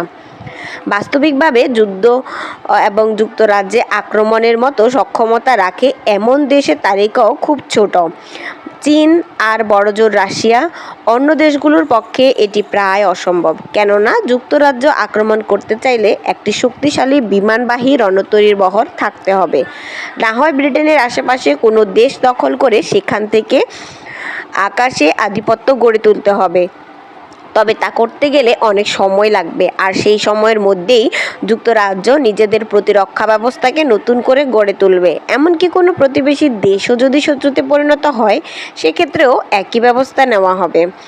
আক্রমণ চালিয়ে স্থলবাহিনী মোতায়েন করতে চাইলে শত্রুপক্ষকে আগে 200টি ব্রিটিশ ফাইটার জেট এবং রয়্যাল নেভির প্রতিরক্ষা ব্যবস্থা পরাস্ত করতে হবে, আর এটি মোটেও সহজ কাজ হবে না। ব্রিটিশ নৌবাহিনী হয়তো অতীতের তুলনায় ছোট হয়ে এসেছে, তবে এটি এখনও একটি শক্তিশালী নৌবহর। রয়্যাল নেভিতে বর্তমানে সদ্য নির্মিত দুটি বিমানবাহী রণতরীর পাশাপাশি রয়েছে বিশ্বের অন্যতম সর্বাধুনিক 6টি ডেস্ট্রয়ার যুদ্ধজাহাজ। যুক্তরাজ্যে ঢুকতে হলে আগে এই যুদ্ধজাহাজগুলোর মুখোমুখি হতে হবে। এছাড়াও ব্রিটিশ সাবমেরিন বহরে রয়েছে 4টি ভ্যানগার্ড ক্লাস সাবমেরিন। এগুলোর প্রতিটিতেই রয়েছে পারমাণবিক অস্ত্র। এর অন্তত একটি সবসময়ই সমুদ্রে থাকে, আর সেটিও থাকে শত্রুদের চোখের আড়ালে লুকিয়ে অন্ধকার সমুদ্রে। সমুদ্র পথে কোনো আক্রমণ এলে প্রতিরক্ষাকারী সাধারণত সুবিধাজনক অবস্থানে থাকে। এমনকি শত্রুপক্ষ যদি ব্রিটেনের উপকূলে নামতেও সক্ষম হয়, পুরো দ্বীপে নিয়ন্ত্রণ নেওয়া তখনও অনেক কঠিন চ্যালেঞ্জ হয়ে দাঁড়াবে। রোমান, ভাইকিং বা নরম্যানদের কেউই কখনো পুরো দ্বীপের দখল নিতে পারেনি। তাই প্রতিরক্ষা দপ্তরের কর্মকর্তাদের রাতের ঘুম হারাম করে দেওয়ার মতো তেমন কোনো বিষয় এটি নয়, বরং তাদের উদ্বেগ হলো ব্যাপক প্রাণহানি ঘটানো সন্ত্রাসী হামলা, পারমাণবিক হামলা ও সাইবার আক্রমণ। আর এর সঙ্গে নতুন করে যুক্ত হয়েছে অস্থির ও স্বাধীনতাকামী স্কটল্যান্ড। কিন্তু প্রশ্ন হচ্ছে, স্কটল্যান্ড যদি স্বাধীন হয়েই যায় তাহলে কি হবে? প্রথমত, যুক্তরাজ্যের সামরিক শক্তি বড় ধরনের পরিবর্তনের মুখে পড়বে। যুক্তরাজ্যে যেসব সামরিক সম্পদ স্কটিশ ভূখণ্ডে রয়েছে তার একটা ন্যায্য হিস্সা স্কটল্যান্ড দাবি করতেই পারে। যেমন যুদ্ধবিমান, হেলিকপ্টার, ট্যাঙ্ক, যুদ্ধজাহাজ, এগুলোর একটা ভাগ হয়তো স্কটল্যান্ডকে দিতে হবে। স্কটল্যান্ডের পশ্চিম উপকূলে অবস্থিত ফাস্টলাইন নৌঘাঁটির কথা ভাবলে বিষয়টা আরও জটিল হয়ে যায়। রয়্যাল নেভির পারমাণবিক অস্ত্রে সজ্জিত সাবমেরিনগুলো এই ঘাঁটিতেই থাকে। কাছেই আছে কুল পোর্ট, যেখানে এইসব সাবমেরিন অস্ত্র সংরক্ষণ ও রক্ষণাবেক্ষণ করা হয়। স্কটল্যান্ড স্বাধীন হলে তারা নিঃসন্দেহে এই ঘাঁটি সরিয়ে নিতে বলবে, কিন্তু সমস্যা হলো ফাস্টলাইন একটি আদর্শ সাবমেরিন ঘাঁটি। এখানে গভীর পানি আছে এবং এখান থেকে দ্রুত উত্তর সাগরে প্রবেশ করা যায়। উত্তর সাগর থেকে খুব সহজেই দক্ষিণ ইংলিশ চ্যানেল যাওয়া যায়, কিংবা উত্তর দিকে পাড়ি দেওয়া যায় গিউক গ্যাপের দিকে। এই গিউক গ্যাপ স্নায়ুযুদ্ধের সময় অন্যতম গুরুত্বপূর্ণ কিল জোন ছিল। এখানে সোভিয়েত নৌবহরের গতিবিধি নজরে রাখার জন্য পশ্চিমা দেশগুলো সবসময় তৎপর থাকত। শুধু ফাস্টলেনই নয়, প্রশ্ন আরও আছে, স্কটল্যান্ড কি ন্যাটো সদস্য থাকবে? উত্তর স্কটল্যান্ডের গুরুত্বপূর্ণ বিমান ঘাঁটিগুলোর ভবিষ্যতে কী হবে? ফাইভ আইস গোয়েন্দা জোটে তখন স্কটল্যান্ডের অবস্থান কী হবে? ট্যাঙ্ক, যুদ্ধজাহাজ ও অন্যান্য সামরিক সম্পদের বণ্টন তুলনামূলকভাবে সহজ। জনসংখ্যা, অর্থনীতি এবং সামরিক প্রয়োজনের ভিত্তিতে এসব ভাগ করা সম্ভব। কিন্তু ফাস্টলেনের বিষয়টি সম্পূর্ণ ভিন্ন মাত্রার একটা যন্ত্রণা। রয়্যাল নেভি তো আর চাইলেই একদিনে ঘাঁটি গুটিয়ে নিয়ে বেরিয়ে যেতে পারবে না। তাহলে এই পারমাণবিক সাবমেরিনগুলো যাবে কোথায়? স্কটল্যান্ড স্বাধীন হলে যুক্তরাজ্য এক ঝটকায় তার সমুদ্রে সদা কার্যকর পারমাণবিক প্রতিরোধ সক্ষমতা হারিয়ে ফেলবে। নতুন করে এই ধরনের একটি ঘাঁটি তৈরি করতে বহু বছর সময় লাগবে এবং ব্যয় করতে হবে বিলিয়ন পাউন্ড। সম্ভাব্য পরিস্থিতি নিয়ে প্রতিরক্ষা মন্ত্রণালয় কিছু পরিকল্পনা হাতে নিলেও সেসব এখনও পুরোপুরি বাস্তবসম্মত স্তরে পৌঁছায় নাই। এর প্রমাণ হিসেবে 2013 সালে পার্লামেন্টে দেওয়া রয়্যাল নেভির রিয়ার অ্যাডমিরাল মার্টিন আলাভাস্টারের সাক্ষ্যের কথা উল্লেখ করা যায়। তিনি বলেছিলেন, এই ঘাঁটির বাইরে যুক্তরাজ্যের অন্য কোথাও কৌশলগত পারমাণবিক প্রতিরোধ পরিচালনার জন্য প্রয়োজনীয় অবকাঠামো গড়ে তোলা অত্যন্ত কঠিন হবে। আমি আসলে বলতে চাই, এটি প্রায় অকল্পনীয়। এছাড়াও স্কটল্যান্ডের লসিমাউথ ও লুচার্চে অবস্থিত বিমান ঘাঁটি খোয়ানো রয়্যাল এয়ারফোর্সের জন্য একটি বড় ধরনের মাথাব্যথার কারণ হয়ে উঠতে পারে। রাশিয়ার যুদ্ধবিমানগুলো প্রায়ই উত্তর সাগরের আকাশপথে ব্রিটিশ প্রতিরক্ষা ব্যবস্থার খোঁজখবর নিতে আসে। স্কটল্যান্ডের বিমান ঘাঁটিগুলো এই আকাশসীমার প্রতিরক্ষায় গুরুত্বপূর্ণ ভূমিকা পালন করে। স্কটল্যান্ডের বিমান ঘাঁটিগুলো হারালে রয়্যাল এয়ারফোর্সের মারাত্মক চাপের মুখে পড়বে। সাময়িকভাবে ঘাঁটি রাখার অনুমতি পেতে স্বাধীন স্কটল্যান্ডের সঙ্গে দর কষাকষিতে যেতে হবে দেশটিকে। এমনকি যুক্তরাজ্যকে বড় ধরনের ছাড়ও দিতে হতে পারে। এই ধরনের ঘটনা দুই দেশের মধ্যেই ক্ষোভের সৃষ্টি করবে। ন্যাটোতে স্কটল্যান্ডের সদস্যপদ পাওয়ার বিষয়টিও হবে বেশ জটিল। এতে বছরের পর বছর সময় লাগতে পারে। বিষয়টি আরও জটিল হয়ে উঠবে এডিনবরার পারমাণবিক অস্ত্রবিরোধী অবস্থানের কারণে। ন্যাটো চাইবে পারমাণবিক শক্তি চালিত এবং পারমাণবিক অস্ত্রবাহী নৌযানগুলো স্কটল্যান্ডের বন্দরে প্রবেশের অনুমতি পাক। কিন্তু ফাইভ আইস গোয়েন্দা জোটের কথা যদি বলি, তবে এটি মূলত দেওয়া নেওয়ার সম্পর্কের উপর নির্ভরশীল। নতুন স্বাধীন রাষ্ট্র হিসেবে গোয়েন্দা তথ্য বিনিময়ের পর্যাপ্ত সামর্থ্য না থাকায় স্কটল্যান্ডের সামনে এই জোট অন্তর্ভুক্ত হওয়ার সম্ভাবনা খুবই কম। নিঃসন্দেহে স্বাধীন স্কটল্যান্ডের নিজস্ব সশস্ত্র বাহিনী থাকবে এবং যুক্তরাজ্যের সঙ্গে কিছুটা সহযোগিতাও বজায় থাকতে পারে। তবে যেদিক থেকেই হিসাব করা হোক না কেন, একক ভূখণ্ড হিসেবে ব্রিটেনের যে কৌশলগত ও ভূ-রাজনৈতিক সুবিধা ছিল, স্কটল্যান্ড বিচ্ছিন্ন হলে তা আর থাকবে না। স্কটল্যান্ড বিচ্ছিন্ন হলে যে বাকি যুক্তরাজ্যটুকু থাকবে, সেই নতুন যুক্তরাজ্যের নাম ও পতাকা ঠিক করতে হবে নতুন করে। আর সেই রাষ্ট্র হারাবে তার 8% জনসংখ্যা, 32% ভূমি এবং স্কটিশ সরকার হিসাব অনুযায়ী প্রায় 18,000 কিলোমিটার দীর্ঘ উপকূল রেখা। শুধু এটি ভৌগোলিক বা রাজনৈতিক চ্যালেঞ্জই তৈরি করবে না, বরং নিরাপত্তার ক্ষেত্রেও নিয়ে আসবে বড় ধরনের ঝুঁকি। যুক্তরাজ্যের সামরিক সক্ষমতাও ব্যাপকভাবে কমে যাবে। রাশিয়ার দিক থেকে আসা সম্ভাব্য আক্রমণের ক্ষেত্রে দ্রুত সতর্কবার্তা পাওয়ার যে ব্যবস্থা রয়েছে তা হয়ে পড়বে দুর্বল। কারণ এই নজরদারির ব্যবস্থা কিছু অংশ স্কটল্যান্ড থেকে সরিয়ে নিতে হবে, আর স্কটল্যান্ডই নরওয়েজিয়ান সাগরের সবচেয়ে কাছে। পারমাণবিক সাবমেরিনের মাধ্যমে যে নিউক্লিয় প্রতিরোধ ক্ষমতা গড়ে তোলা হয়েছে তাও বিপর্যস্ত হয়ে পড়বে। যতদিন না যুক্তরাজ্য নতুন কোনো ঘাঁটি তৈরি হয়, ততদিন সাবমেরিনগুলোকে সাময়িকভাবে আমেরিকা পাঠিয়ে রাখা যেতে পারে, কিন্তু এটি এমন এক জটিল ব্যবস্থা যা প্রতিরক্ষা বাহিনীর শীর্ষ নেতারা একদমই পছন্দ করবেন না। এই ধরনের প্রতিরোধ ব্যবস্থা থাকা কেন জরুরি, এর পক্ষে যুক্তি দিয়ে সমর্থকরা রাশিয়া, উত্তর কোরিয়া ও ইরানের সম্ভাব্য হুমকির কথা বলেন। ইরানের পারমাণবিক ওয়ারহেডগুলোর যুক্ত ক্ষেপণাস্ত্র লন্ডনের দিকে ধেয়ে আসবে এমন সম্ভাবনা আপাতত নেই, কিন্তু কৌশলগত পরিকল্পনায় ভবিষ্যতের অনিশ্চয়তাকে সবসময় বিবেচনায় রাখতে হবে। 1932 সালে জার্মানির ওয়েমার প্রজাতন্ত্র ছিল প্রায় ধ্বংসপ্রায়। তার সামরিক শক্তিও ছিল ভার্সাই চুক্তি দ্বারা সীমিত। অথচ মাত্র 9 বছর পর নাৎসি জার্মান এসে দাঁড়ায় মস্কোর দরজায়। স্কটল্যান্ড যদি সত্যি একদিন স্বাধীনতা পায়, তাহলে সেটাই হয়তো বিচ্ছিন্নতার শেষ ধাপ হবে না। এর ফলে উত্তর আয়ারল্যান্ডেও বিচ্ছিন্নতাবাদ দানা বাঁধতে পারে। আরও বেশি সংখ্যক মানুষ মনে করতে পারে যে আয়ারল্যান্ডের প্রজাতন্ত্রের সঙ্গে একীভূত হওয়াই তাদের জন্য ভালো বিকল্প। এই বিষয় নিয়ে আলোচনা ধীরে ধীরে জোরালো হয়ে উঠেছে। এখানে উল্লেখ করা প্রয়োজন যে এক রক্তক্ষয়ী সংগ্রামের মাধ্যমে 1922 সালে আয়ারল্যান্ড প্রজাতন্ত্র স্বাধীনতা অর্জন করেছিল, আর এর মাধ্যমেই ব্রিটিশ সাম্রাজ্যের সূর্যাস্তের সূচনা হয়। আর আধুনিক বিচ্ছিন্নতাবাদী প্রবণতা সরাসরি ব্রেক্সিটের সঙ্গে সম্পর্কিত।